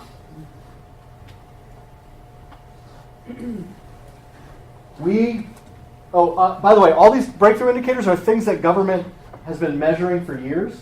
They're not new. We're not manufacturing data sets. We're drawing on data sets that have existed so that we can have higher degrees of confidence in their validity. Affordability. This is my favorite one. And it's also the heaviest lift. Percent of household income spent on healthcare, housing, including your utility costs, and taxes and fees. Pretty simple concept. If the percent of your household income spent on these things is level and your wages are rising, you're moving up the economic ladder. If your percent of household income spent on these things is decreasing and your wages are rising, you're moving up the economic ladder even faster. And if your percent of household income spent on these things is rising, but rising more slowly than your wages, you're still inching up the economic ladder. But if the inverse is true, if the percent of household income spent on healthcare, housing, taxes, and fees is rising faster than wages, everything we do is conspiring to push you down the economic ladder. That is regressive public policy. Protect the most vulnerable. This one's really hard. Like, how do you define the best indicators for measuring how well you're protecting the most vulnerable? Just think about the range of services we provide to vulnerable populations. The cabinet really struggled with this, and we ultimately landed on 4 instead of 3. It was really painful for me to let go of the rule of 3, but we stuck a 4th one in there, and they are percent of population living below 200% of federal poverty level. That is 50,000 household income. Family of 4. 50,000 is 200% of federal poverty level, ballpark, right? I think that's right in the neighborhood. Rate of homelessness, housing stability, kindergarten readiness. We do pretty well there, by the way, already. About 85% of our kids going to kindergarten are measured to be ready for kindergarten. There's a really strange thing that happens to the 15% who don't get up to speed in the first few years of elementary school. They become frequent flyers. Percentage of population with access to comprehensive health care. That's, if you need it, you can get it at an affordable price. Primary preventive, mental health, substance abuse disorder prevention, treatment, and recovery. Those are our key performance indicators. All right, so we got strategic priorities. I'm giving you the framework of the plan. The key performance indicators, that would just be like, window dressing on a political speech until you go to the agencies and departments and you say, okay, agencies and departments, now we need your 3 to 5 top priorities, goals, specific goals for having the most impact in each of these 3 key performance area buckets. So we asked them for goals, 3 to 5, over the next 5 years. So a goal could be a 1-year goal, it could be a 3-year goal, or it could be a 5-year goal in terms of how much time it takes you to navigate to the outcome you want to achieve. But they all had to be specific, measurable, achievable, results-based, and time-bound. You can't give us a bunch of bureaucratic gobbledygook. Again, we all know what it looks like, right? It sounds like we have a goal, but we're not quite confident enough on the path to get there to define when we're going to get to milestone A, when we're going to get to milestone B, when we're going to get to milestone C. That stuff, not okay in the strategic planning process. They had to be smart. So here's some examples. This is Suzanne's Agency of Administration goals. She had 5. These are just the first 3. And they're an older version. They've been kind of dressed up since then. But for example, by 2019, reduce the time it takes to contract by 50%. It's a capacity goal. By 2020, increase bid participation by Vermont businesses by 15 to 20%. By 2021, reduce administrative costs of contracting by 30% and commodity costs by 25%. This one's really focused on the Department of Buildings and General Services. So the outcomes would be 50% of the time to contract versus the 2017 baseline, the increase in Vermont businesses bidding, and a decrease in the administrative cost for contracting and the commodity costs over 2017 levels. So you've got a combination of capacity outcome and cost savings built into this set of goals. A modernization goal. By 2019, increase library participation programs and services that support early childhood and family literacy, financial and digital literacy, and lifelong learning. How do we integrate them? I'm going to translate that into how do we integrate them into the plan that you all are building or have built, right? Culture, increase productivity, employee engagement, and retention and support culture of continuous improvement through, by 2019, implement an employee onboarding process that includes orientation, training courses, and professional development. And by 2021, implement an improved talent acquisition process. We actually edited this one to be, by 2020, have a third of the workforce trained in lean. These are just sample goals.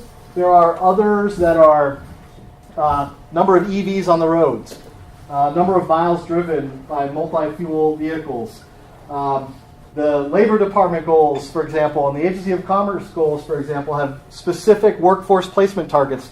I'm thinking now that maybe I should have used those as an example because they would be more germane to this conversation.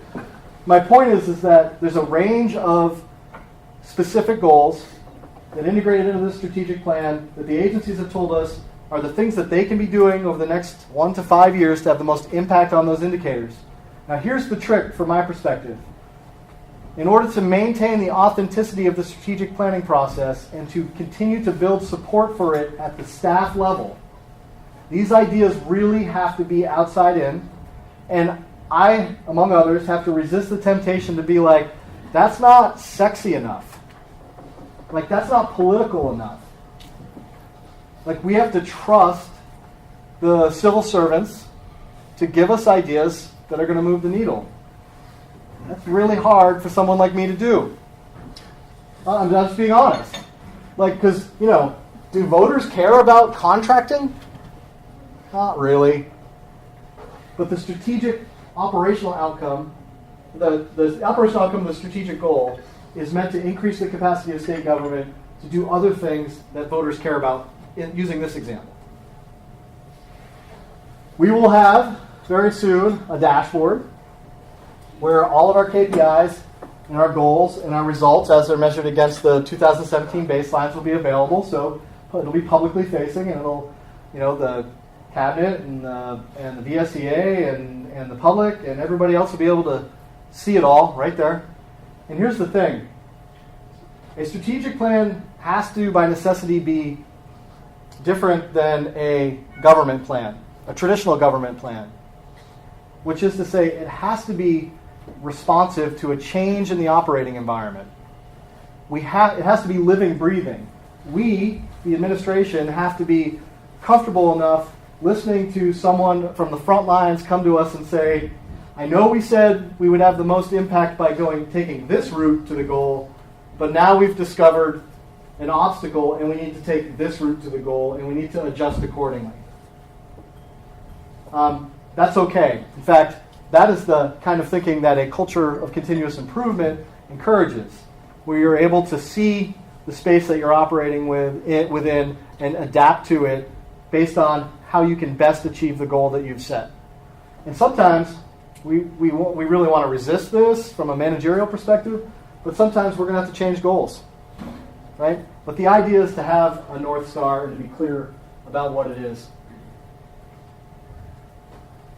So we'll have major legislative initiatives, some of which were rolled out in the State of the State, some of which will be detailed in the budget address, others of which will kind of be introduced at the committee level and not get a lot of fanfare. But just so you're aware, we've got an affordability package, we've got an education package, we've also got a big challenge there. I don't think there's anyone in Vermont who hasn't heard about the education funding crisis that we have. We're going to have a healthcare package, we'll have a workforce package, an environmental package, a government modernization package. We're moving, one of the Agency of Administration's goals is to move to a strategic results-based budget, which sounds like a bunch of government gobbledygook, but what it really means is you budget based on program, not by agency or department. So here's an example. There are, I think, and you would know better than I would, more than 50 different workforce training programs in state government. We had them all like inventoried. They're spread across, I think, 6 different agencies and departments. The vast majority of the money flows through the Department of Labor, naturally. But there's workforce training in human services, there's workforce training resources in commerce, there's workforce training in education, there's workforce training, like it's sprinkled around. Transportation. Transportation, thank you. Why wouldn't we, particularly in this case, since it's our top strategic priority, inventory all of them, measure the input, measure to the extent possible the output, and prioritize the allocation of resources. Now there are funding stream challenges here, but prioritize the allocation of resources to the extent possible based on programs we know are getting the best ROI. Pretty straightforward thinking, right? It's hard to do that, though, when you're budgeting based on agency and department exclusively. So the first step in strategic budgeting is to get the agencies and departments through the traditional budgeting process to just align to the strategic goals. So fund the stuff that moves the needle over here in these strategic priorities first, and see what you have left over for everything else. Over time, we'll be moving to a programmatic funding model that will, I think, blow the legislature's collective mind.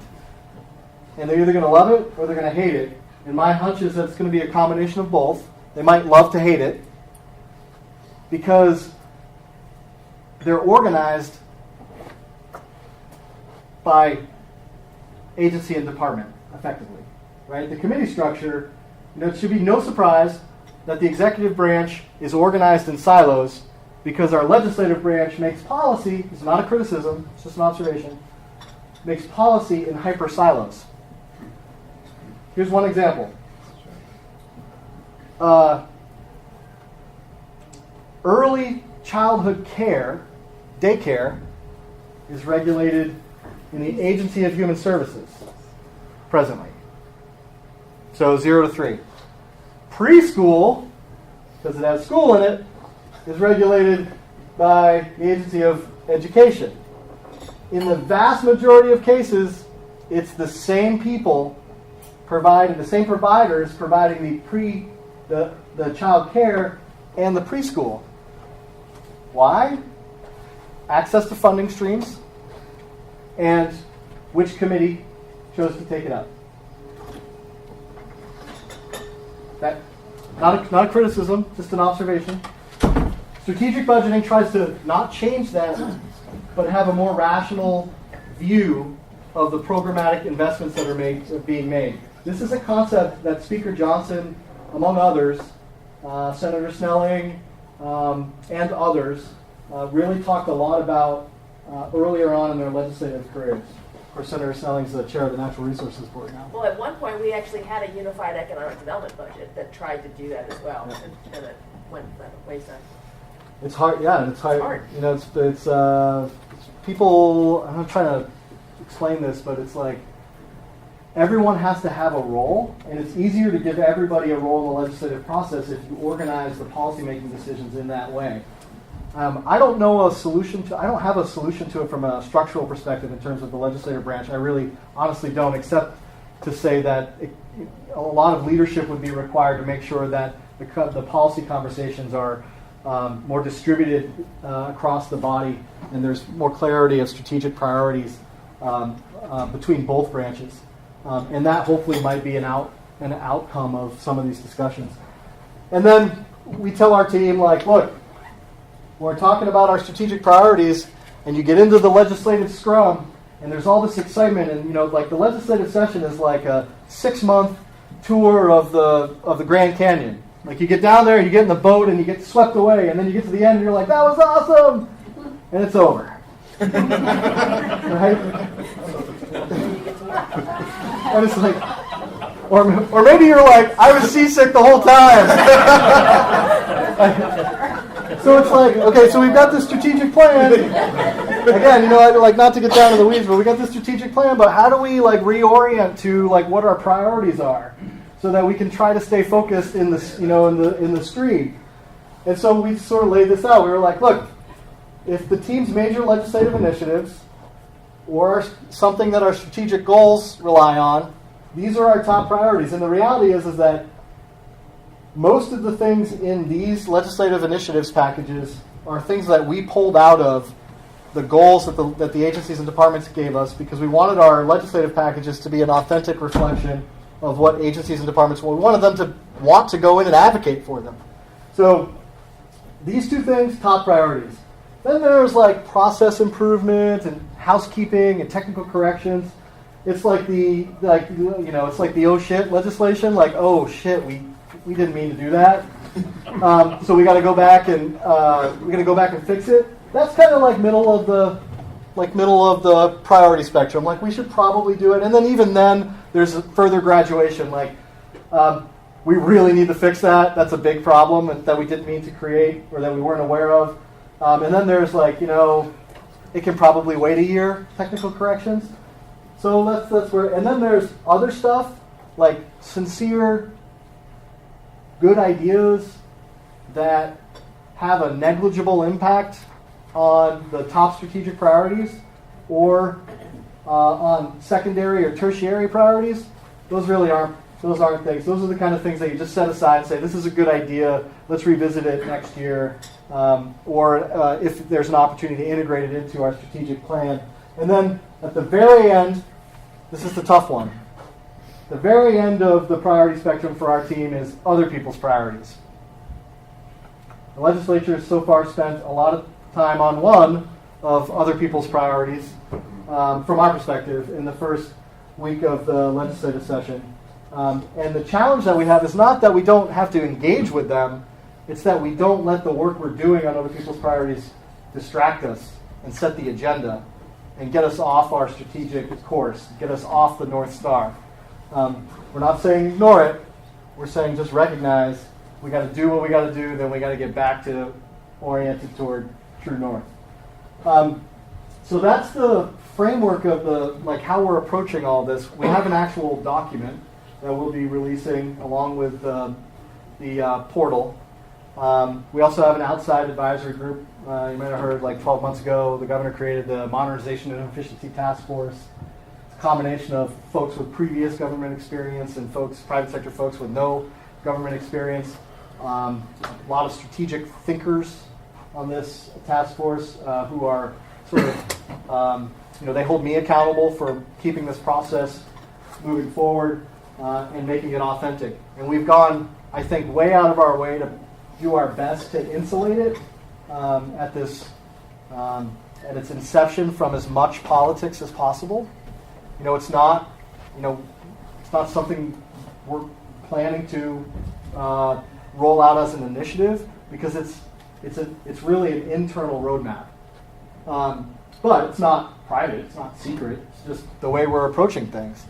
And we're really trying to get the most movement in each of those key performance indicators that we can over the next 5 years. Because, I'll leave you with this, and then I'll take any questions you have about anything. Because as you probably guessed, I'm incapable of not saying what's on my mind. Easy job. We have to get this right. We don't have to be perfect, but we got to make progress. Because where's Matt? I saw Matt. Matt, another Matt's work good for Matt. Matt, your economist at the Department of Labor, ran the dependency ratio numbers for us again. There are basically two types of dependency ratio. There's good dependency ratio and there's bad dependency ratio. Good dependency ratio is you got lots of kids and young people at the young end of the demographic spectrum coming into the workforce pipeline, and then you've got bad dependency ratio, which is you've got more people aging out of the workforce than are coming in. We got really bad dependency ratio. Including Chittenden County, we're 7 to 8 years from having one worker to every retiree, child, and dependent of the state. That is an economic tipping point at which we will no longer be able to afford what we currently have today, all of what we have today. I mean, I don't want to, if you take Chittenden County out of the equation, Chittenden County is like holding us all together. Thank you, Frank. Among others. Honest to God. Honest to God. Chittenden County is holding it together. You take them out of this equation because they're very stable through the projection. Very stable for all the reasons we know. We are 3 to 4 years away from that dependency ratio of 1 to 3. Let's go technically 1 to 1. One worker to every dependent. It's not really fair to call a retiree a dependent, but I mean in my mind, but 3 to 4 years. There are 3 counties that are already 1 to 1. This is more real than I think many of our friends in the public policy space recognize, which is why we are so focused on it. And we recognize we cannot do it without the legislatures. There's no way this happens without the legislature agreeing that this needs to be our principal focus, that all priorities aren't created equal, that you name it. You want to expand primary preventive, we need more workers. You want to reduce the property tax burden, we need more workers. You want to clean up Lake Champlain, you want to clean up the waterways, we need more workers. You want to invest more in economic development marketing, we need more workers. You want to put more kids in the public education, the higher education system, we need more workers.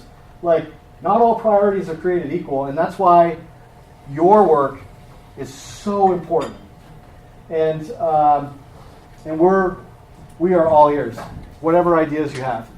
So with that, I will answer any questions you have if we have time. You've got 10 minutes, cool. Yeah, at least.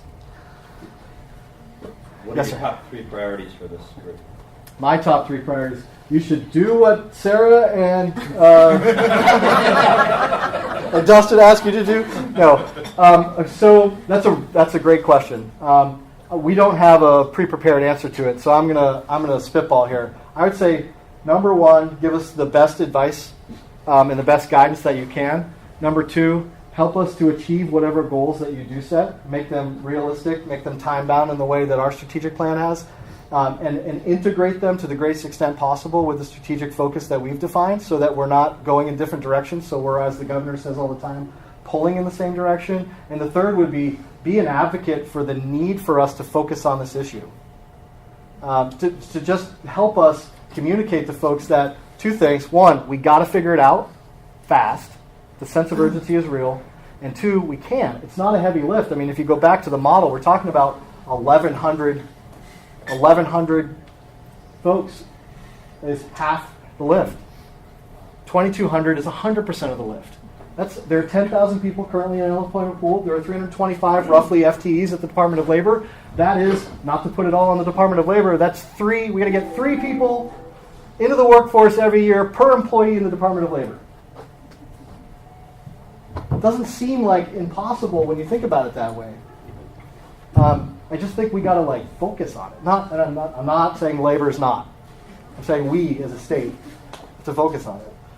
Are those reasonable top 3 priorities? Yes. Damn it, I should have thought of that before I came here. Thank you.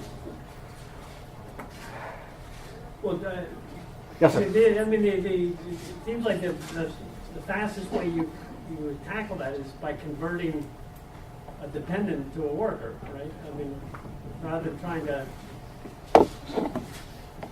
that solves it on both ends of that equation, I think. I'm sorry, what did you say? Well, if you convert a dependent, someone who's on public assistance, into a worker, you solve it on both sides of that equation, and you turn them into a tax-paying, contributing member of society. And so that's not. But it's interesting to think about the different groups of dependents, and if someone's in school and they're 12 years old, that's going to be a hard conversion, probably not a desirable conversion.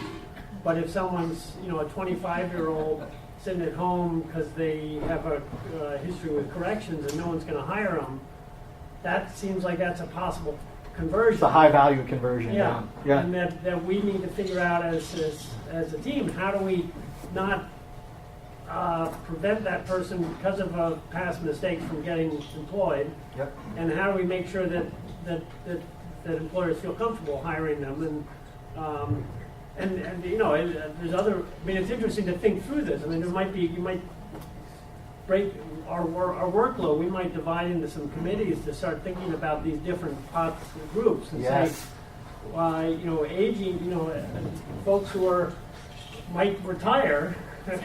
Do we want them not to retire? And is that desirable? Yes. Yeah, I think we. Okay, so folks, so if the 12-year-old wants to work, we'll take them. Okay? But realistically, what we want the 12-year-old is to grow up and go have a glide path either straight to the workforce through a trade training program that's integrated into their K through 12 education system, or right to JET, right, as early as possible, right? That's what we want. And we've been talking about it for decades, right? And we've been making a lot of progress, but the sense of urgency gives us a reason to really sharpen our focus for the 12-year-old. The retiree or the prospective retiree or the recent retiree or the long-time retiree, like if we can persuade them to come back and add value to the workforce, which they all do because of their knowledge and their experience, like that's a win too. And for the person who made a poor choice in their life at some point, yeah, we've got to have a second chance strategy. And I think, and there's probably like another half a dozen different buckets of talent that we can draw on. There's the folks really trying to do the right thing. There's the folks stuck on the benefit cliff. There's the folks. I mean, when you look at the range of menu options and the number that we got to get to on an annual basis, we don't really need to grow the. It would be nice to grow a little bit, or to be growing again from a total population perspective. We don't really need to. We just need to expand the percent of our population that's in the workforce to meet these targets. I do think that from an entrepreneurial growth and innovation perspective, and I do think as a practical matter of hitting our targets, we also have to have a recruitment strategy. And I think part of that strategy, so you got like the inside game, which is inside Vermont, working with what we have, and then you've got kind of an outside game. Part of that strategy has got to be using the types of sophistication that national and statewide political campaigns have been using over the last couple cycles to identify specific people, not demographics or ranges of ages and income types, but specific people and their mailing addresses and their social media profiles. And not to freak you out, because Sarah says I freak people out when I talk about this stuff, but to really know, like, to really identify people who have a connection to Vermont. They're the low-hanging fruit. They grew up here. They went to college someplace else. They haven't come back. They went to one of Jeff's schools. They went to another institution of higher education. They have a loan that they're servicing through VSAC. Those should be the low-hanging profiling fruit. And then there's other folks who share our values. We know there's a huge number of Americans that share Vermont values, right? We need to connect them with the opportunity. We need to go out and put it on them in a specific, targeted way. And I think, and again, we don't have to have a huge impact in order to have a significant, we don't have to get a huge number of people to come here every year to have a meaningful impact on our bottom line. So there's a lot of strategies that if the entire enterprise and all of our private partners are all thinking about those strategies, and we zero in on the top 6 or 8 tactical choices that we can make right now and that we can afford to make right now, I think we're going to make a difference. And I think we'll see 6 become 5 and 5 become 4 and 4 become 3, and we'll see revenue stabilize and then begin to grow a little bit, and wages rise and so on. I don't want to gloss over the fact that we are definitely in this first term hitting the budgetary brakes, because we have, in our assessment, been allowing state government to grow at a rate faster than wage growth, and that makes the realignment that we're trying to achieve harder, because the tax burden is falling disproportionately onto a narrow set of a smaller workforce. We also think that there's some operational necessity to re-engineer state government so that it's not growing organically. This is not I mean, the system itself is engineered to grow naturally at about 5% a year. And that's not the new economy, right? Unfortunately. We're looking at wage growth at about 2.36% averaged over the last 6 years. And again, if you take Chittenden County out of the equation, it's a very sad number. Which is why the budget that the governor comes in with on the 23rd is going to grow at no more than 2.36%, because we think, as a matter of principle, we should be budgeting to a known growth rate calculation based on wages rather than a revenue forecast that fluctuates. And if the revenue starts to come in, if we have success in this focus, we'll begin to see there being a gap between the budget growth rate and the revenue, and we can decide what we do with the difference. We can take a bunch of it, we can give it back to taxpayers, buy down property tax rates, we can invest in early childhood education, we can start devoting resources to more and more resources. I should say there's a 117% increase in clean water funding being deployed in the current fiscal year, so don't believe what you're reading about there not being an increase in clean water funding. But my point is that if you've got the budget trajectory aligned with wages and revenue growth exceeds that, you have huge amounts of flexibility from a programmatic perspective. But we've got to get it on the right trajectory first. And the first 2 fiscal years of this administration are going to be belt tightening, operational improvement focused, which is why no taxes and fees. One more question? What, sir? Okay, when the governor comes in, be like, it wasn't boring. It was kind of interesting. I already wrote the weekly report reflecting how engaging you were. And you should keep him around for a few more days. I appreciate the opportunity. I'll leave you with this. If you have any ideas, if you want to talk about this or anything else, my door is open, my inbox is open, my phone always rings. I'm happy to connect with any and all of you at any time for any reason, and let me know what I can do to help. Jason, thank you so much.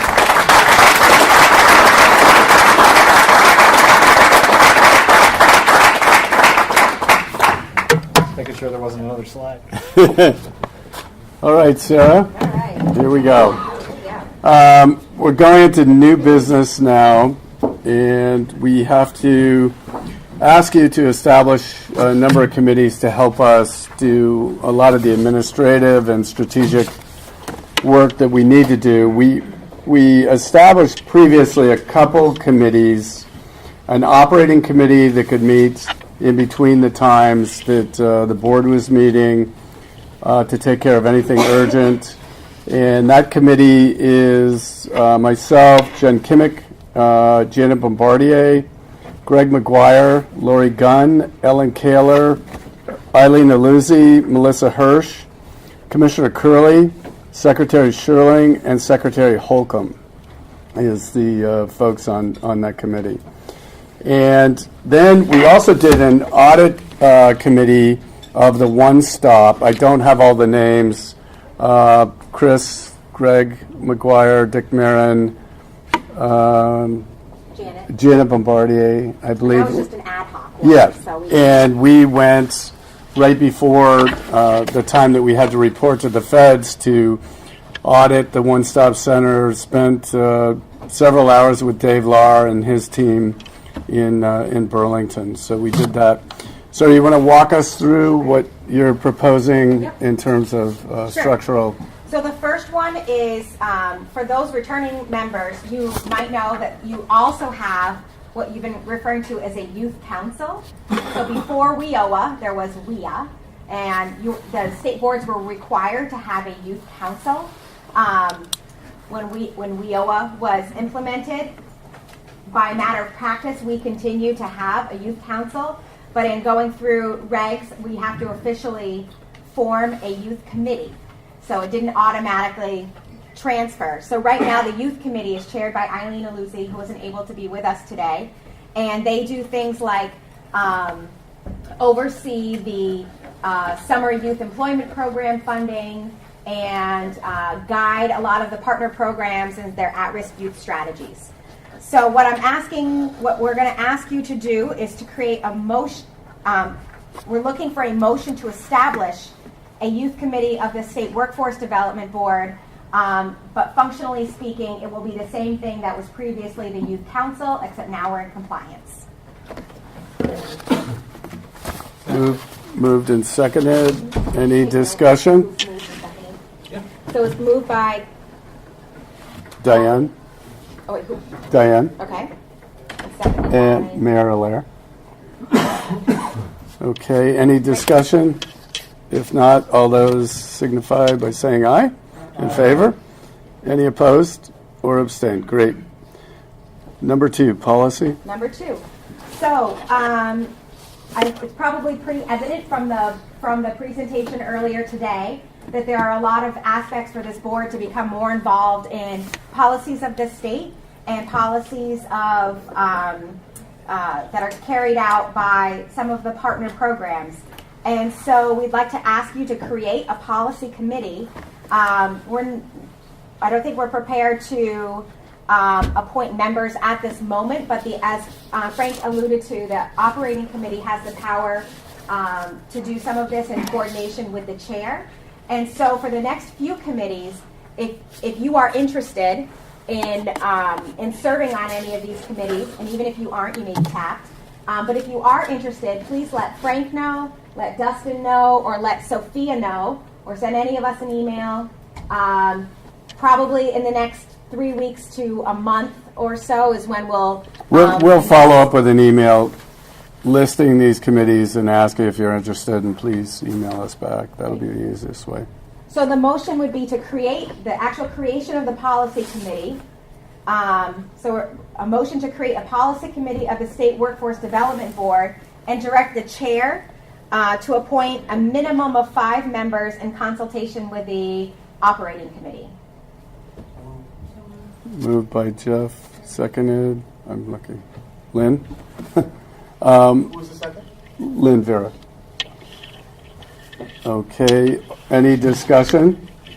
If not, all those in favor, please say aye. Aye. Any opposed or abstained? Great. The third committee we'd like to create today is a career pathways committee. As again we spoke about earlier, we discussed the WIOA requires this entity to lead the work in the state around career pathways. For example, we're creating a definition and helping to establish some priorities and the coordination. It would also be a table to which all other entities who are looking eagerly to develop career pathways might come and discuss with the committee their work, see if there's some natural alignment that can be done.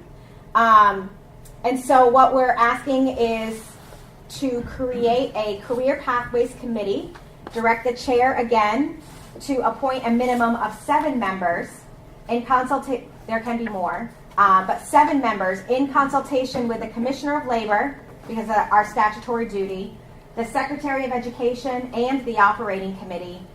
That's the motion. Okay, moved by Jeff, seconded by Chris.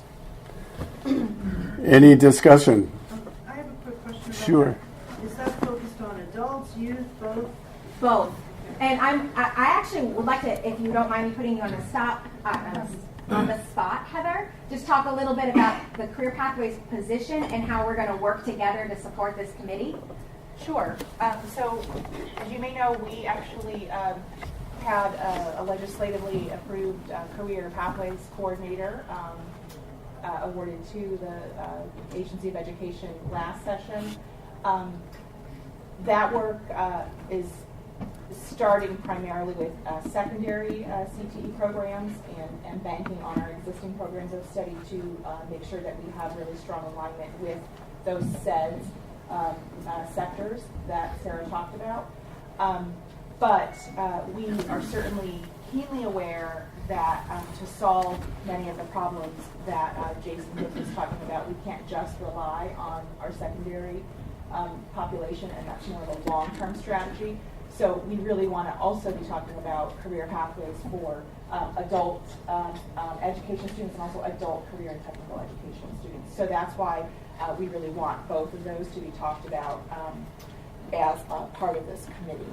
And I see a lot of nodding on that last piece, which is great to see for employers because we are really keenly aware together that the secondary career pathways are going to be difficult in terms of immediate job needs. And so we're talking about how we actually use more nimble types of training programs for that adult CTE piece.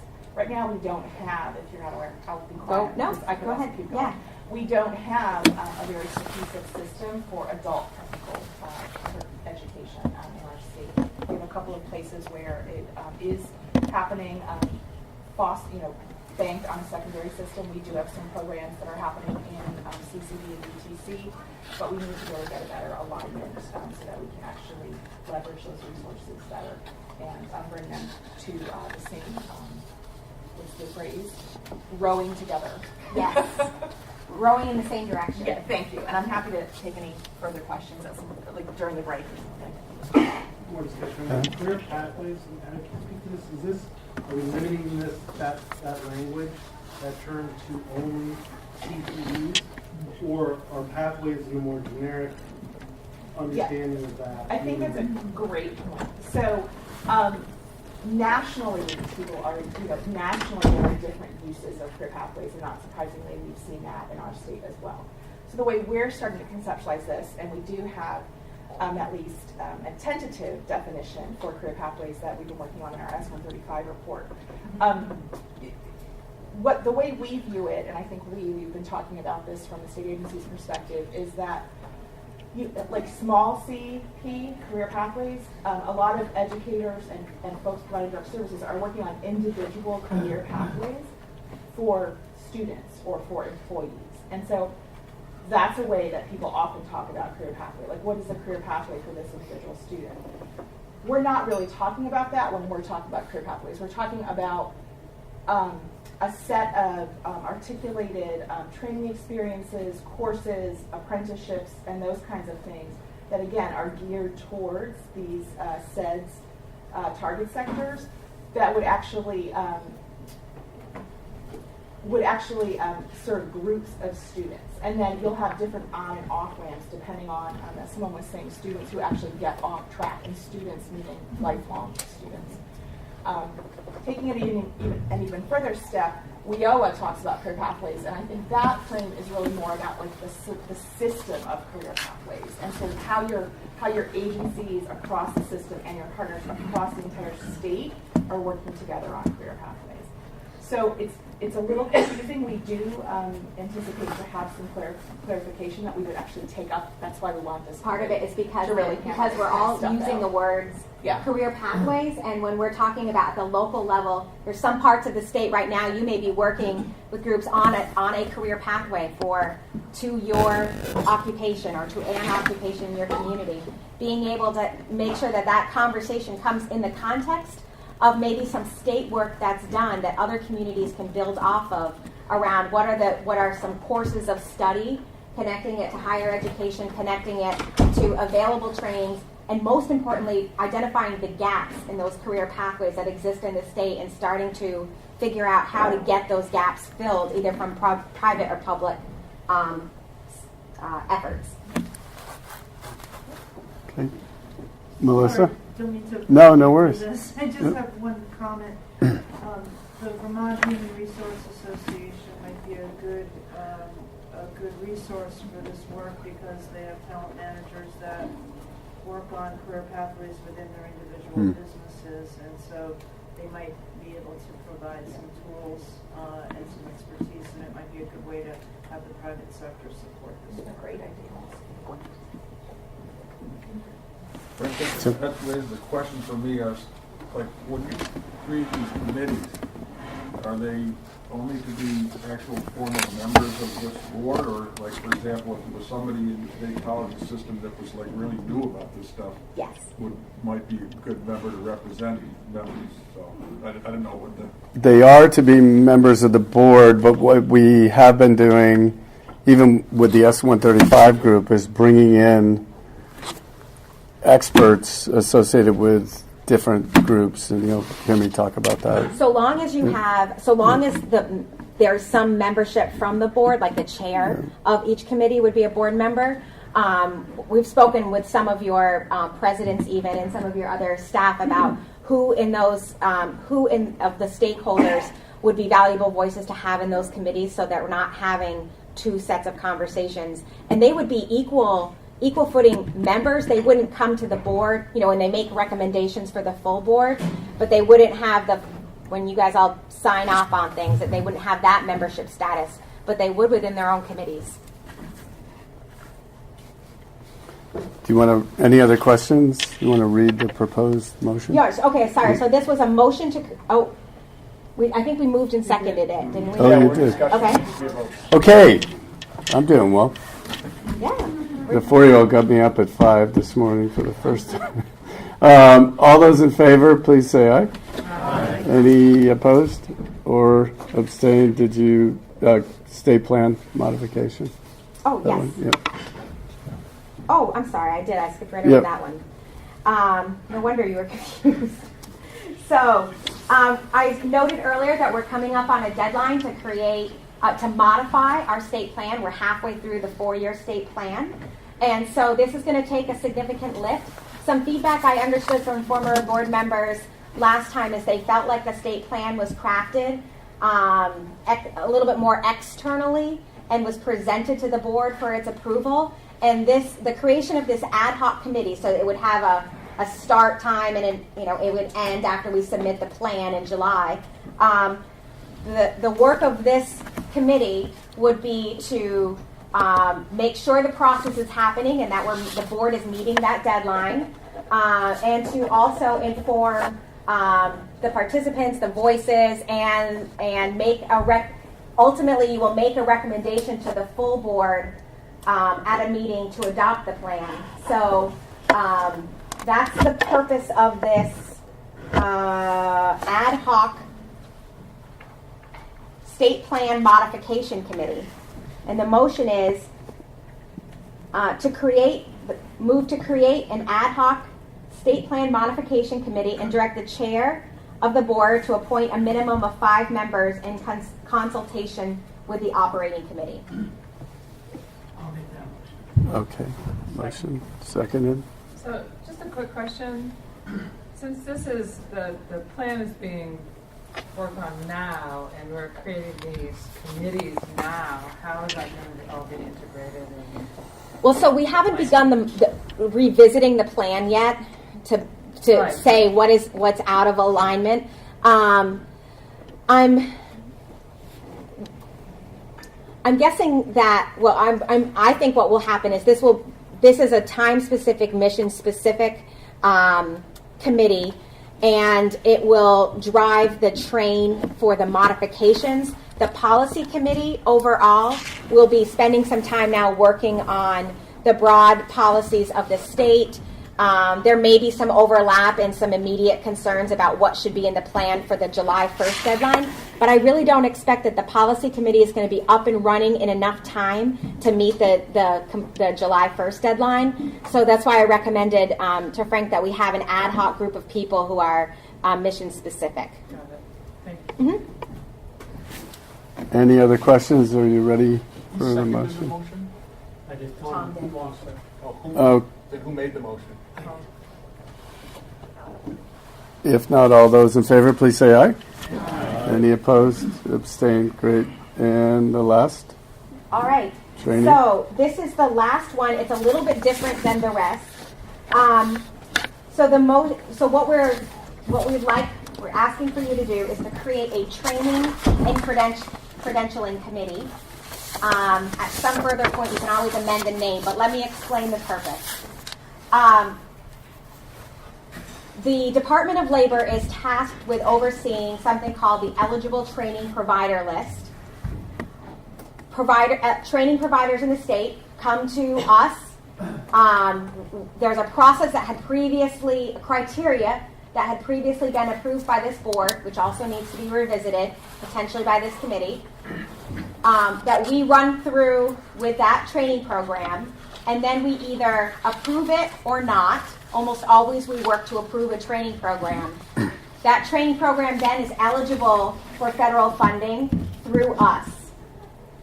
There are other programs in the state that are training programs, external programs that also have some sort of similar process to unlock keys to funding. And that process could use a little bit of policy support, an advisory committee, an examination from time to time about the quality of those programs and whether those programs are aligned along a career pathway, whether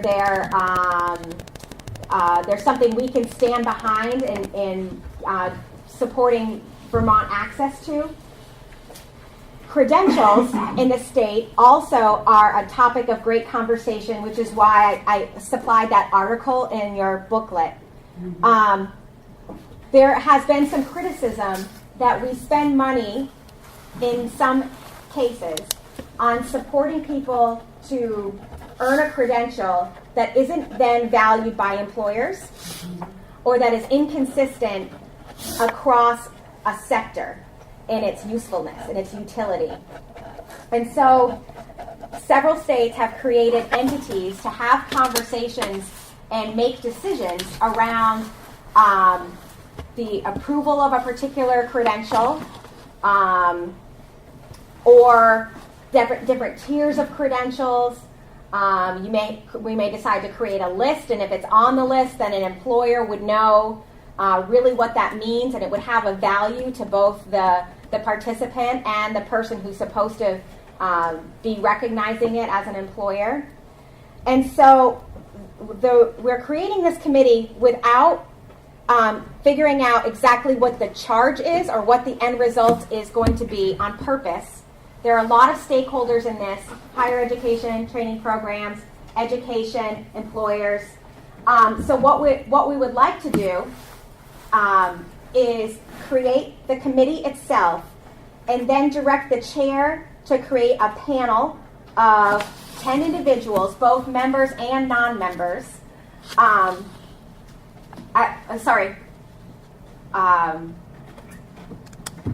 Of 10 individuals to draft a committee charge and recommend at least 7 names for initial committee membership.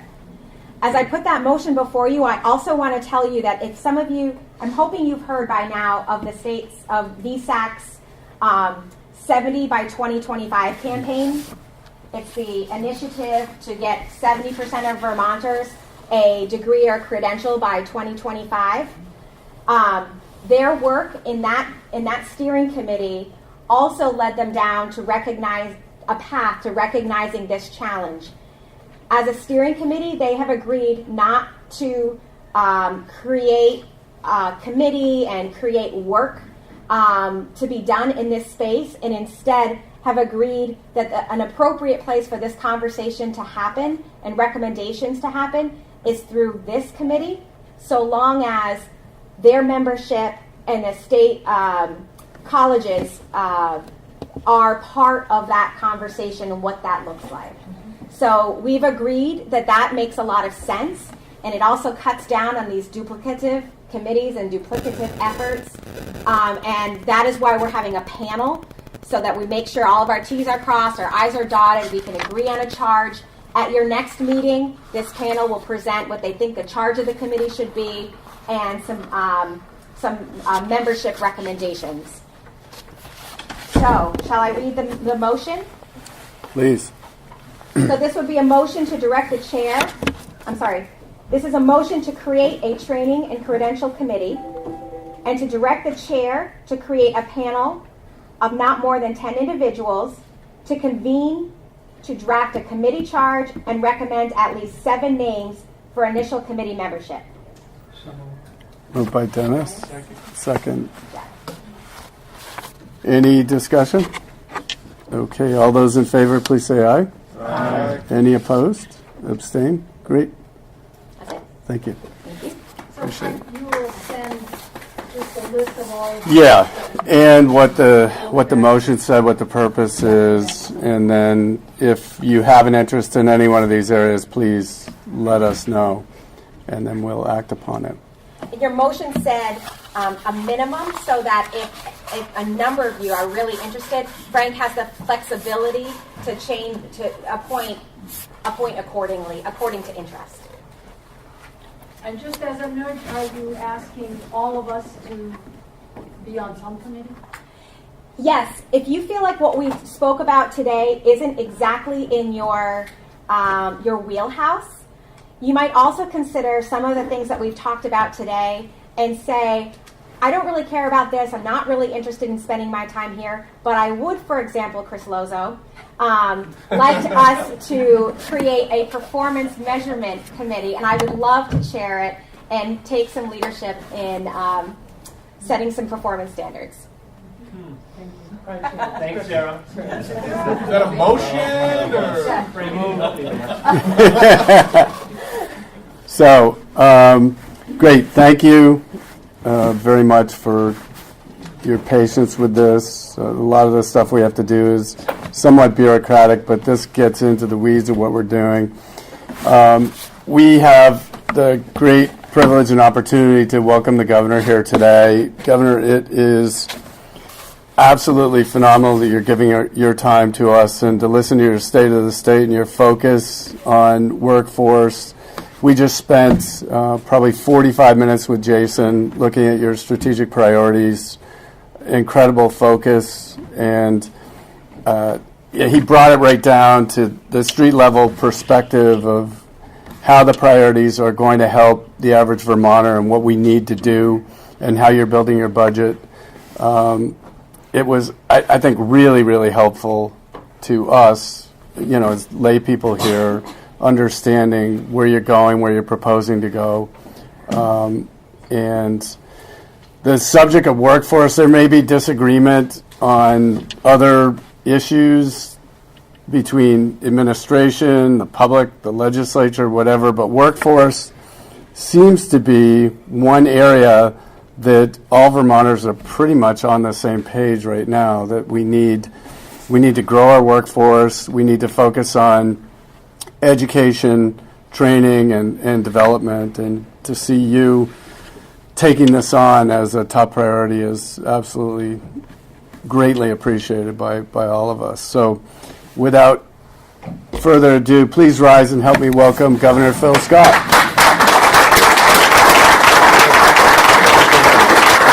Thank you. Thank you very much. There was another opportunity. I just came from a press conference, and we had the Opioid Council that we put together. People from all different persuasions, but all firmly committed to solving the crisis that's before us. And I thought, as I looked around the room, there were Republicans, Democrats, independents and progressives alike, but we all agreed that we have a problem on our hands, and they're there to help solve that, and everyone working together, pulling the same direction. It was really heartening to see and to see the expertise on that council, and I'd have to say I see the same thing here.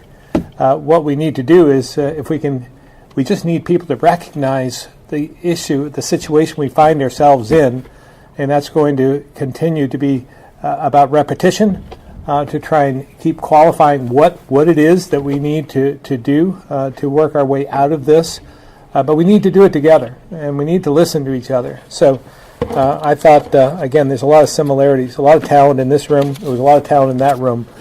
So there's more than just one opportunity for us to work together and to be an example for the rest of the country about how government can work when you forget about what party you belong to and put either your country, your state, or the crisis ahead of you up front and out front and center.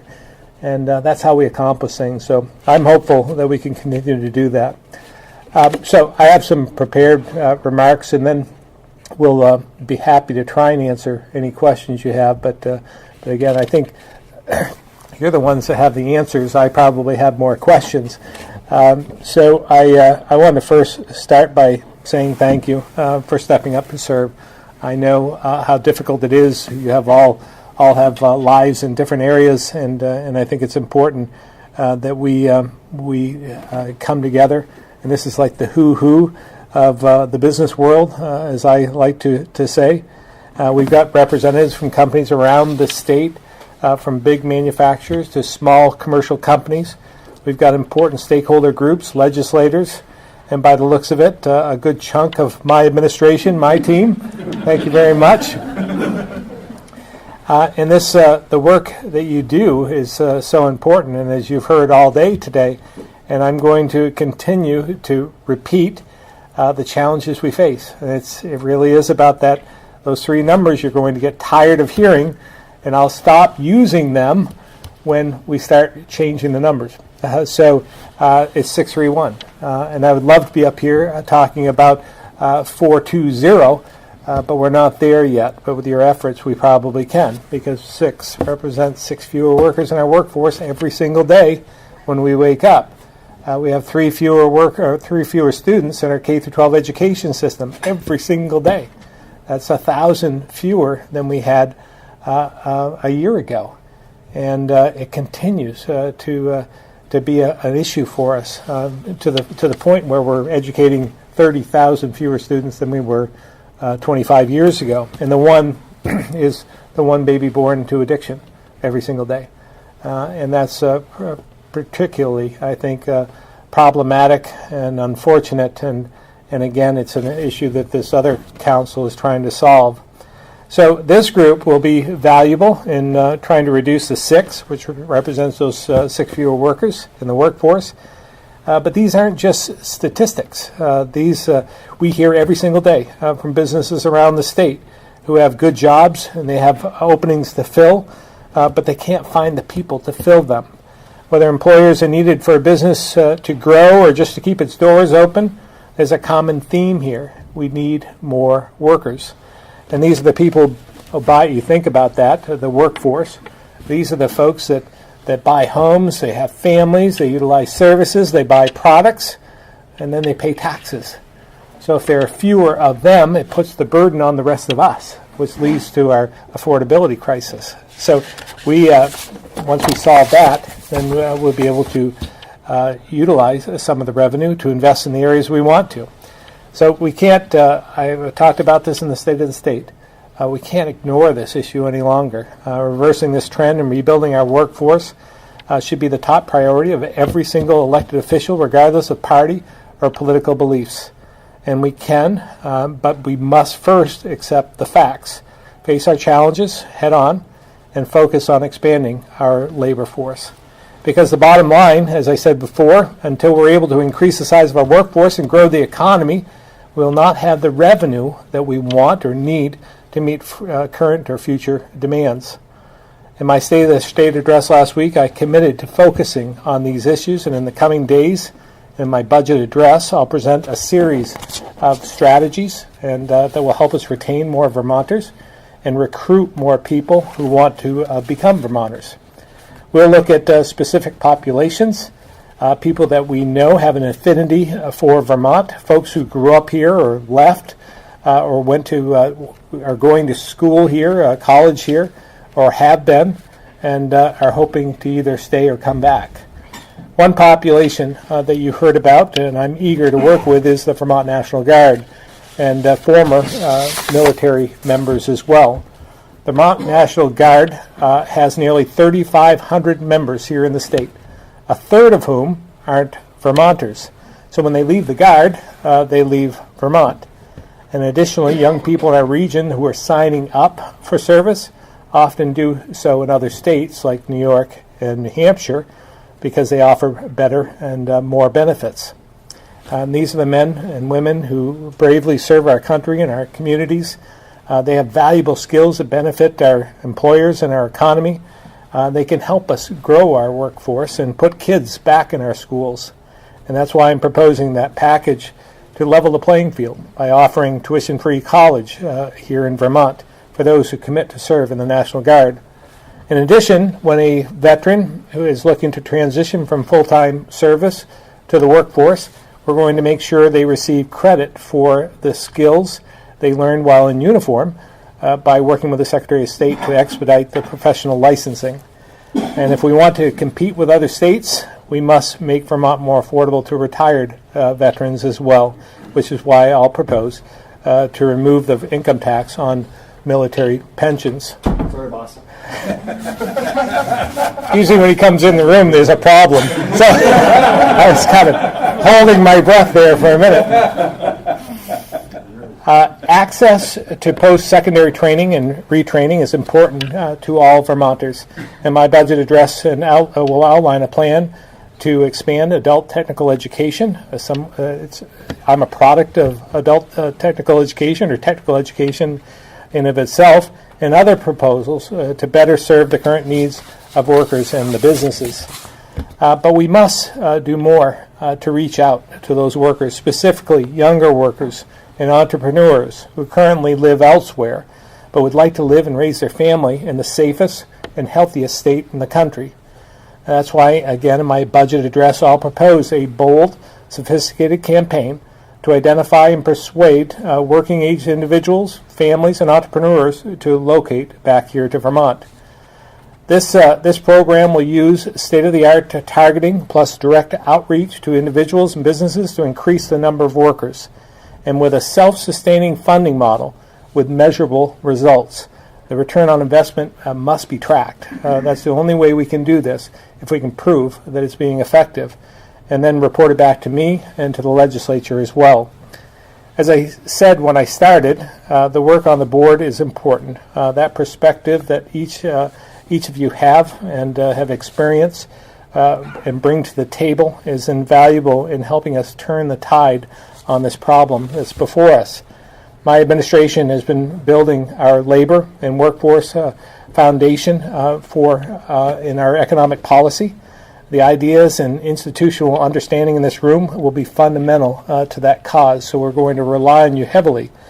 If we're going to attract and keep more people here in the state, we've got to continue to work on this issue of making Vermont more affordable.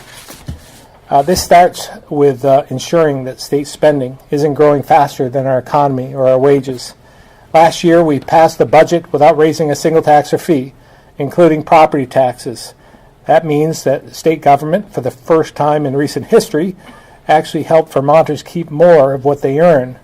And we must do it again. I think it gave Vermonters hope, so my administration stands ready to prevent taxes and fees from increasing again this year. But this fiscal discipline means we must, again, face the facts. And let me lay out the problem. We have an education system that was built for a much larger population 20 to 30 years ago. We were educating at that time about 103,000 students. Now we just received a census report that shows there are about 76,000 students in our K-12 education system. Nearly 30,000 less than we had before, and we're spending $1.6 billion to educate. And while the population and student enrollment has declined, staff in our K-12 education system has actually increased. Now this $1.6 billion is the single largest expenditure in state government, and it's outpacing even the growth in healthcare. As much as we complain about the cost of healthcare, education costs have outpaced even that. So again, it's an area that we have to look at. I've talked about the staff to student ratios. Just to give you just a perspective on that, right now in Vermont, we are about 4 to 1. We have 4 students for every 1 staff member. That's not just teachers. It's custodial, cafeteria, librarians, nurses, paraeducators, and the like. Everyone together in that bucket. But that 4 to 1 ratio is the lowest in the country. And I have said if we can magically, and I'm not saying that we could, and it's not that easy, but if you could magically just flip the switch and go to 5 to 1, you save $100 million. Now, we'd still be, at that point, the lowest in the nation with that student-teacher ratio. So as well, that $1.6 billion, if you think about it, if I came to you, a lot of smart people in this room, and I came to you with a check for $1.6 billion, and Jeb, I'm sure you'd take that check for $1.6 billion, and I asked you to educate those less than 80,000 students, I dare say that it would look much different than it does today if you had a clean slate. And I think we have to have the courage to think outside the box in that regard. If we could do something different, 21st century education, we'd be the envy of our nation. And I believe it would be one of the best economic tools, development tools that we could have in this state. And again, this won't be easy, but we have to have the courage to transform the system based on the needs of our kids. We can't forget about the kids. Based on the needs of our kids and not nostalgia. And there's no better example of that than right here in this community. I grew up in Barrie, and I look at Montpelier. They were our Division I enemies, but they're no longer Division I. They're Division III. They've lost a tremendous amount of students in their high school, but yet 6 miles up the road is U32. And there should be more ability to work together in that regard. So I think they're a poster child for what could be. We need to bring them together so that we can have something where we invest more in early care and learning. If we have that continuum of education, I talk about this a lot. We spend this much for K through 12, $1.6 billion. We spend this much for early childhood care and learning. We spend this much for higher education. What we need to do is not spend more money, but spend the money we have more wisely and invest in early childhood care and learning, invest more in higher education. And I think that's doable, but we, again, have to have the courage to think outside the box in order to do so. And we have an urgent need to act this year. My team and I spent the summer, fall, listening to the education community and working to identify solutions. And I look forward to working with the legislature on this critical issue and hearing their ideas as well, because this isn't just my problem, it's our problem. It's their problem, my problem, collectively our problem to solve, because if we don't, we face a significant statewide property tax increase, and I can't accept that. I don't believe Vermonters can afford it, and I believe that we can do something different. So as I work to hold the line on taxes and fees, my administration continues its work through our pivot program to create a more efficient and effective government. This program, it's been very successful and very inspiring in some ways. It was modeled after Toyota's successful lean techniques, a process designed to increase productivity by empowering employees to systematically reduce waste. We have 44 of these projects underway, and we continue to build a state government geared towards continuous improvement, better service done more efficiently, and producing more value. And it also empowers the employees, and I think that that's the inspiring part for me. Many of those frontline employees know the issues that we face and have been desperate for someone to listen to them. And that's what we're doing with this pivot program, listening to frontline employees about ideas they have to make government work better and more efficiently. And they're excited about doing it. So that's an ongoing situation. So we'll continue our efforts to improve government, to demonstrate fiscal discipline, hold the line on taxes and fees, keeping budgets in line with economic growth, because I know that just like the families all across Vermont and all the businesses in Vermont, government has to live within its means as well. And that's what we do. And if we do, we can grow our working age population to expand our tax base. We can put kids back in our schools. We can help our businesses innovate and grow. And we can protect and make more of public investments in the areas that we so value.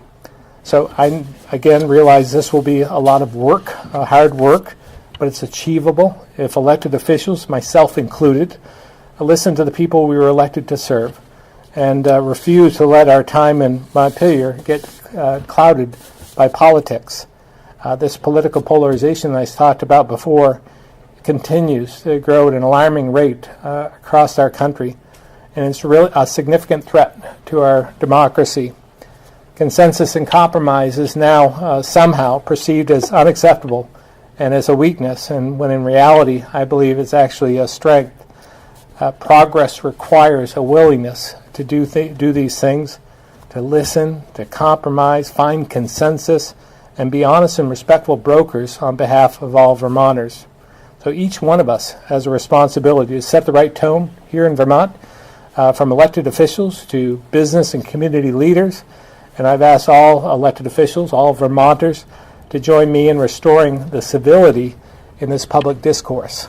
And that includes social media. As I've said many times, remember the golden rule: tweet others the way you want to be tweeted. And if we did that, and social media really is vicious in some respects, and I see it every day. I try not to watch or read it. I try and do as little as I can in that regard because of the viciousness. But what does it really teach our kids? You know, we're supposed to be role models, and what are we really teaching them with that behavior? So I'm committed to this work. I look forward to it. I'm ready to roll up my sleeves. I look forward to working with each and every one of you and Vermonters across the state to achieve a much more prosperous Vermont. So with that, I'd be happy to take any questions from anyone other than the administration folks.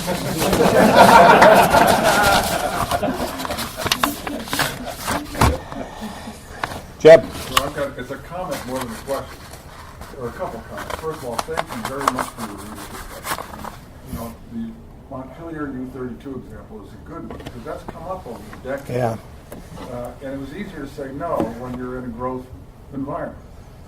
And some people might say, well, we've talked about that before, and so it won't work. And I think we all have to open our minds and say, yeah, but the world is fundamentally different than it used to be. We have to open our minds to some of these ideas. And thank you for your support of the Vermont State Colleges. You know, one thing I do notice, I just want to put it out just to sort of keep it in our minds.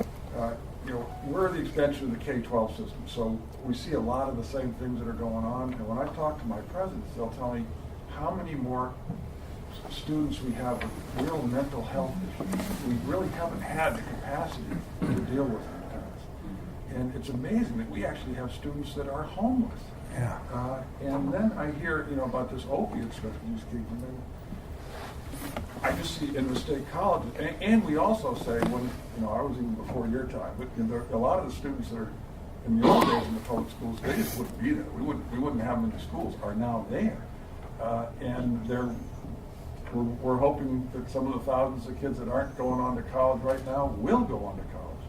So all I'm saying is that it's some of the things that the colleges and the public schools are dealing with are societal issues. They're not really teacher academic teaching issues, and it's just, I don't know how to segment that or how to keep it in mind, but it's just worth thinking about that. Yeah, you know, sometimes we have to keep in mind what it is we want to. What are we trying to teach? You know, I talk a lot about being a role model. My racing, I didn't think about it much, but during my racing career, I remember going up in the stands one time. I'm there to have fun and compete. And I go up in the stands one day, and there's this young 8-year-old, and and I'm the number 14. He had 14 shaved in the back of his head. And I thought, now, there's someone that pays attention and is committed, but watches everything that I do on the track. So even in those situations, whether we're in the spotlight or not, we're role models for them, each and every one of us. And we have to start realizing that we have a role to play. So sometimes it's about, you know, what they see and what they view and how we promote that. I guess I'm more aware of that than ever before. Even in, you know, some of the politics in our own state house, when we let things, when we have issues, we're debating all the time about fiscal issues, right? That's what we're doing. We're going to be doing that once I give my budget address. We'll be debating that for the next couple of months. But when we let that dialogue lower itself to name calling and what are we really teaching our kids at that point? That we should be able to have debates, civil debates, without lowering ourselves to that. And I think that when we think about what we're trying to teach our kids, I was in business for 3 decades, and I can tell you, if I could teach them one thing, it's about respect and civility, that first of all. But the second would be just time management, showing up. That's such a basic, but it's difficult. I mean, those of you that hire, you know just exactly what I'm talking about, because they're not there, and they could care less sometimes. So it's about that, and that's part of that respect. And I think that we've lost some of that, and I don't know how to get that back. But being a role model is part of that. Yeah. Governor, thank you for the attention you're putting on workforce. I'm Greg McGuire from Revision, and workforce has been very, very important for our growth. It's been a differentiator. We make the best helmets in the country. And it is certainly in Vermont, I know that. It's because of the Vermont workforce. Yeah. And it is important to us. I just to comment on one of your comments about U32 in Montpelier. I live in Montpelier. I can say that my daughter played field hockey with a broken finger so they wouldn't fall because it was so thin. So well, it resonates. Yeah. It resonates. No, I mean, when I was, again, going to Spalding, Division I, we were adversaries on football, hockey, you name it. We competed. We didn't like Montpelier, but they have. We didn't like you either. Yeah. Listen. But we still have a hockey team. Seriously though, we still have a football team, and that's the part that we're missing.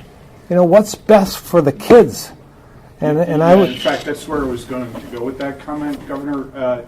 The size of our high school, and just in my impression, as my kids move through the high school, it is the size of the opportunities that are available to students. It's the fact that they can have a full array of courses that can make them competitive when they go on to higher education. The fact that there aren't enough AP courses because the school's too small, I think, is a limiter. Yeah. I mean, think about Rochester. They had two students in their high school before they finally closed. I mean, think about that. Yes. I'm Lynn Bureau. I'm from Chittenden County. And, I'm thinking about, and I'm very much appreciative of the focus on workforce development, training, education, linked. I'm watching in Chittenden County this immediate response to the cost and dearth of housing. And I'm very saddened as I drive around to see these square buildings going up. Hotels are the same too that are coming, but these square housing apartment buildings of housing. We need housing, and in all of our communities, as we continue to keep the focus on workforce, make sure that we don't get in our own silo and ignore the development review boards in our communities, because while we need housing to attract workers, we need to protect the Vermont that Jason was talking about, and that we all know that as we call to people, come home, come on back, or come look and raise your families in this wonderful environment. Let's not ruin our wonderful environment as we're quickly trying to build the infrastructure. We need transportation, we need housing, we need better early childhood, affordable early childhood. But we, in this room, need to make sure that our fingers are spread out a little bit as we look around. We can't silo it. And we have such a desperate need. It's the one thing that I did hear in speaking with our youth is that they want an opportunity. They want a job first. but they also want decent, affordable housing. Yeah, sometime. Although they're coming back. It's good for both. But that's what we're missing as well. We have, with this $35 million housing bond that we were able to put forth and pass last year. It's going to leverage another $65 million, $100 million worth of housing, the single largest investment in housing we've ever seen. That's going to help. I mean, that's a step in the right direction. But I take your point. Let's make sure it's quality housing, affordable quality housing. But everyone's, kids are different now as well, and what they're looking for. When I was first married, looking for where we were going to live, we wanted that house with 5 or 10 acres and so forth. They're not looking for that now. They want to be downtown. I don't think it's just kids either. Oh, really? I don't think it's just kids. Yeah. I think it's young couples. Yeah. They want Well, more access to. They're young. Everybody's young to me now. But But I don't think it's just kids. I think where some people may not like that kind of housing, there's a lot of people now are looking for that kind of housing. they just want to be closer to where they can walk to where they want to go and to interact and be part of a community, I think. Still make it fit. Yeah. Yes? I want to thank you for your leadership, and let me just identify 2 particular areas. First of all, in assembling the team that you've assembled on the workforce. This meeting has been extremely successful because of the team that you've brought together.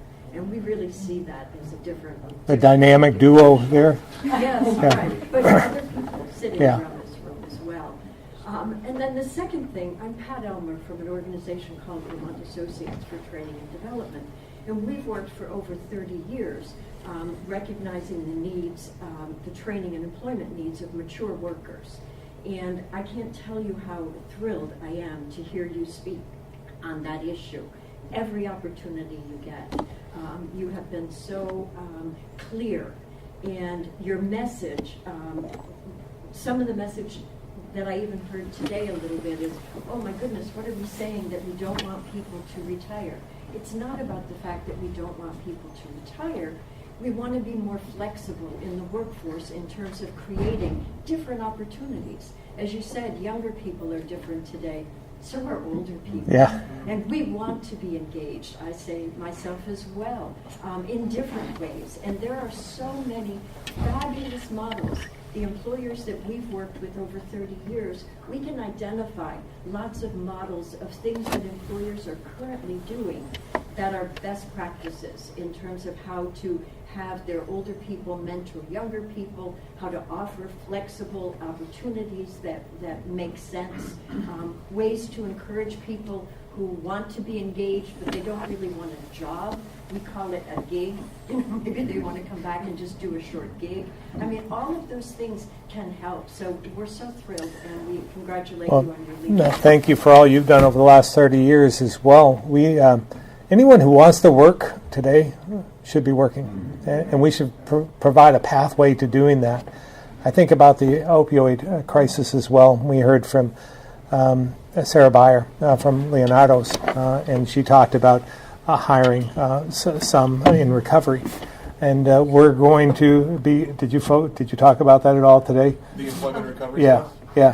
So I think. You can expand on it. Well, no, I just think it's important because what we need to do is bring them back in to the community and accept them. And point it out, for someone that couldn't go to sleep last night, I'm at the gym at 5 a.m. and WCAX, they talked about right across the border in New York City. Yeah. They just introduced legislation hiring people that have had drug addiction and have been incarcerated, getting them back in the workforce. I think it's a great thing. Funny you said that because I was talking to my chief of staff this morning and I said, I think our office has been bugged because I talked about this about 6 months ago that there should be some sort of incentive for hiring because as an employer, if I had just a little bit of encouragement, that would provide the opportunity. So maybe some sort of tax credit. One other point, and Jason might help you maybe get a raise for this, but I doubt it. Maybe more responsibility. My My RICO moment today, I was very impressed. Again, there's been a lot of work. I think the name of this committee has changed since I've been on it like 3 different times. So I think I have down the most recent name of it. But what I saw today, which I thought was really good, was focusing on those priorities. And you talked about the 631 and how that cascades down to various agencies. You have a lot of various agencies here in the state that are working very hard. And helping them to kind of coordinate those efforts so we're achieving those goals, I think, is very important. And I know, as Jason said today, it's not very sexy, but it's important.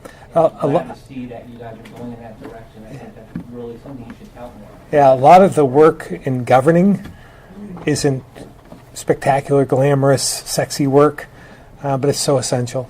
And that pivot program that I talked about, I was asked at the press conference today, well, what are the big gains? What are you seeing? Tell us what it is. It's giving you, solving all the problems with the shortages in revenue.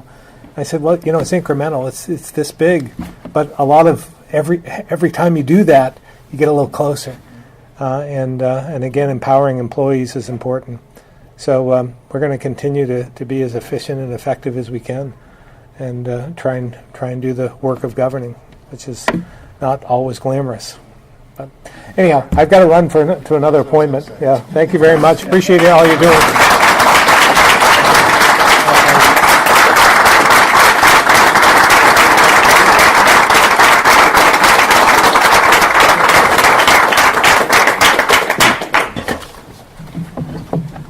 Great.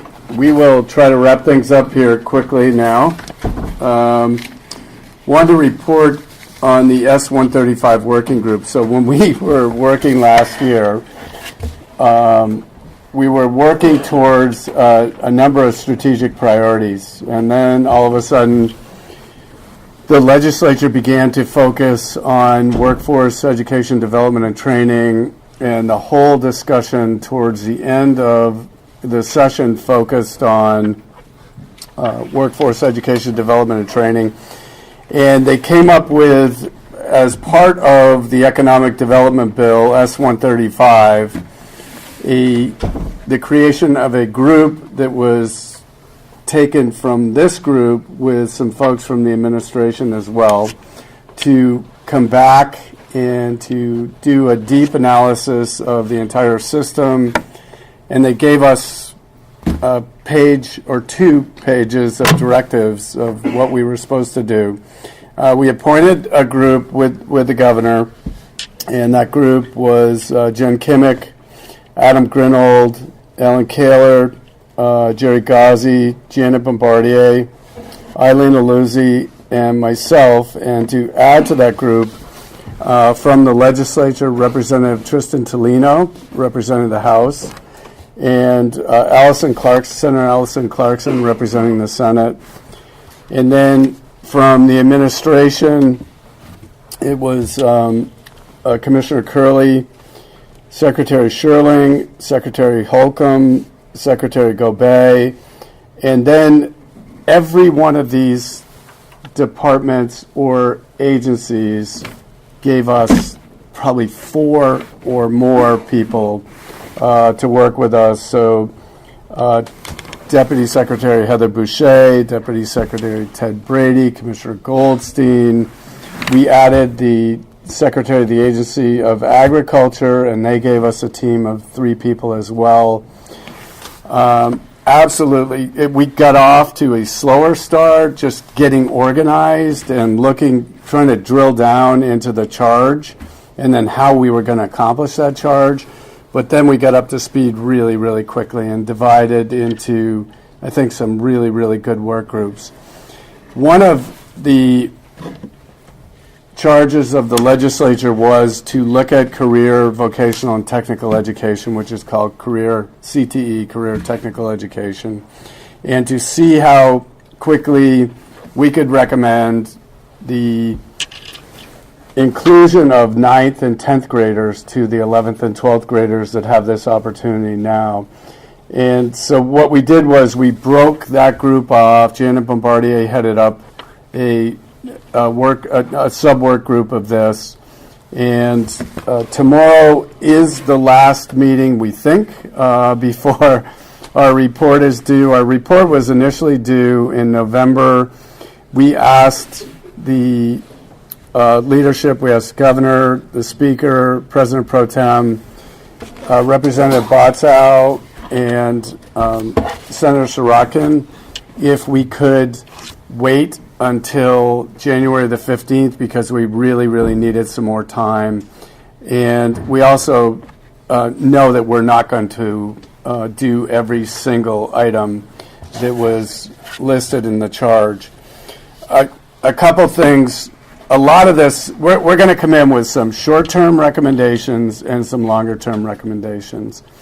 The bottom line is a lot of the work is going to be the work of this board moving forward, and of the strategic priorities that the administration laid out in every one of the agencies and departments. So that hearing that focus today and the goals was very, very helpful.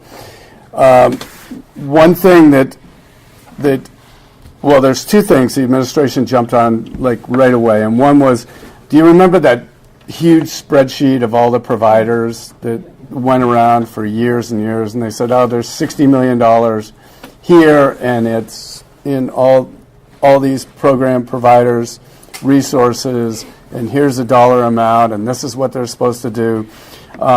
Commissioner Curley and her team have drilled down even more to make that a more meaningful document.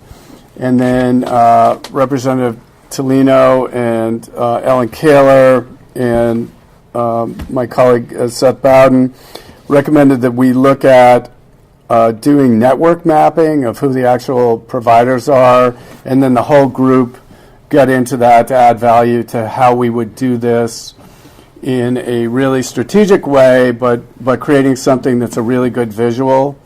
A lot of times you'll show graphs to people or spreadsheets and you just lose them.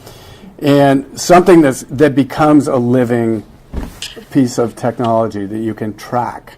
And showing where there's connectiveness and where there's not connectiveness. And where there isn't connectiveness, it's not a bad thing to know where you're not connected.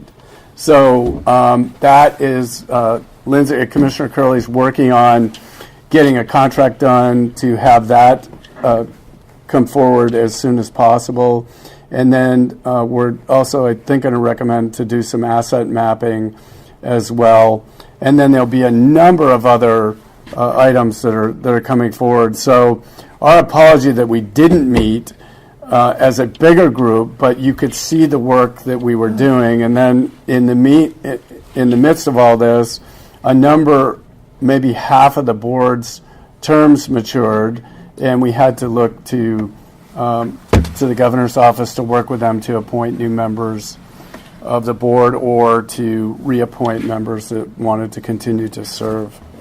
So the final meeting of the S135 work group is going to be tomorrow afternoon. Are we meeting at the Pavilion? Yes. Yeah, Pavilion, 4th floor. And I want to thank Jess Gingras for all of her work. She isn't a member of this group. She's took it upon herself to help actually write the final report. We've been doing it by committee. I don't know any of you that work with Google Docs. I hate them because you can't see where changes are made, but the whole team that's been working on this has done an incredible job. And I also want to thank my colleague who isn't here today. I think we made him sick over this. He'll be back, Seth Bowden.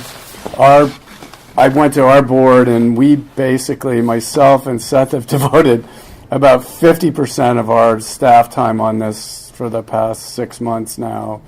And I can't tell, like Ellen Kaler's probably devoted 40% of her time on it. And then folks in the administration, God knows how much time they've spent. So Sarah, thank you. Dustin's hit the ground running here as well. Tristan, thanks so much. Jen isn't here today, and Janet. Adam Grinold is also on this group, and there's Adam, I'm sorry. And Adam participated in not only the bigger group, but on the CTE working group as well. So great participation and much appreciated to everyone. And as Jeb pointed out earlier, we went outside where we were lacking some expertise. We went outside. Jeff Weemet was on the group, and I'm sorry. And Jeff participated. I didn't mention him. He participated in both the CTE group and the big group as well. So tons of hours of time, and hopefully our report will be meaningful, and hopefully it's going to coordinate really well with what our work plan is moving forward. Is there anything else that we need to do before we? 3 announcements to make. Okay. The executive order, future board meetings, and getting biography and headshots. Sophia. The executive order, help me with that. Sure. Oh, code of ethics. Mm-hmm. We all have to. Mm-hmm. Okay. And this has been emailed to all of us. Yeah. Yeah, we do. Everyone, can we go back out with it again too? Just we all have to sign and I guess get notarized a code of ethics form as appointees. And then we've come up with 3 follow-up meetings. This will be sent to you as well. April 19th, my parents' anniversary, July 19th, and October the 18th are the next 3 meetings that we ended up coming up with. And if you haven't done already, we'd like to get the board listed on the state website. So if you could send us a quick headshot of yourself and a short bio as well. We'd like to, the governor's office is trying to update all the boards and commissions, and the department is as well. So is there any other business to come before us? We're early. Frank, just a thought. To the extent we can keep the meetings less than 4 hours, it'd be great. Duly noted, and we're hoping the committees will help alleviate that. We heard you loud and clear on that. Today we had, That was a great meeting. yeah, we had the opportunity to have the chief of staff and the governor here, and we had to ask you if we could organize the board a little bit more strategically. Thank you. Any other business? If not, motion to adjourn? Adam, I'm sorry. Can we request the slide deck that Jason we sent out? I don't think it would be a problem, but yeah, I can request it. Yep. Okay. I don't think it would be a problem at all. And I'll offer a motion to adjourn. Okay, and Adam offered a motion to adjourn. Is there a second? Second, Kathy. All those in favor? Say aye. Thank you. All right. Good. Thanks, Frank. Great.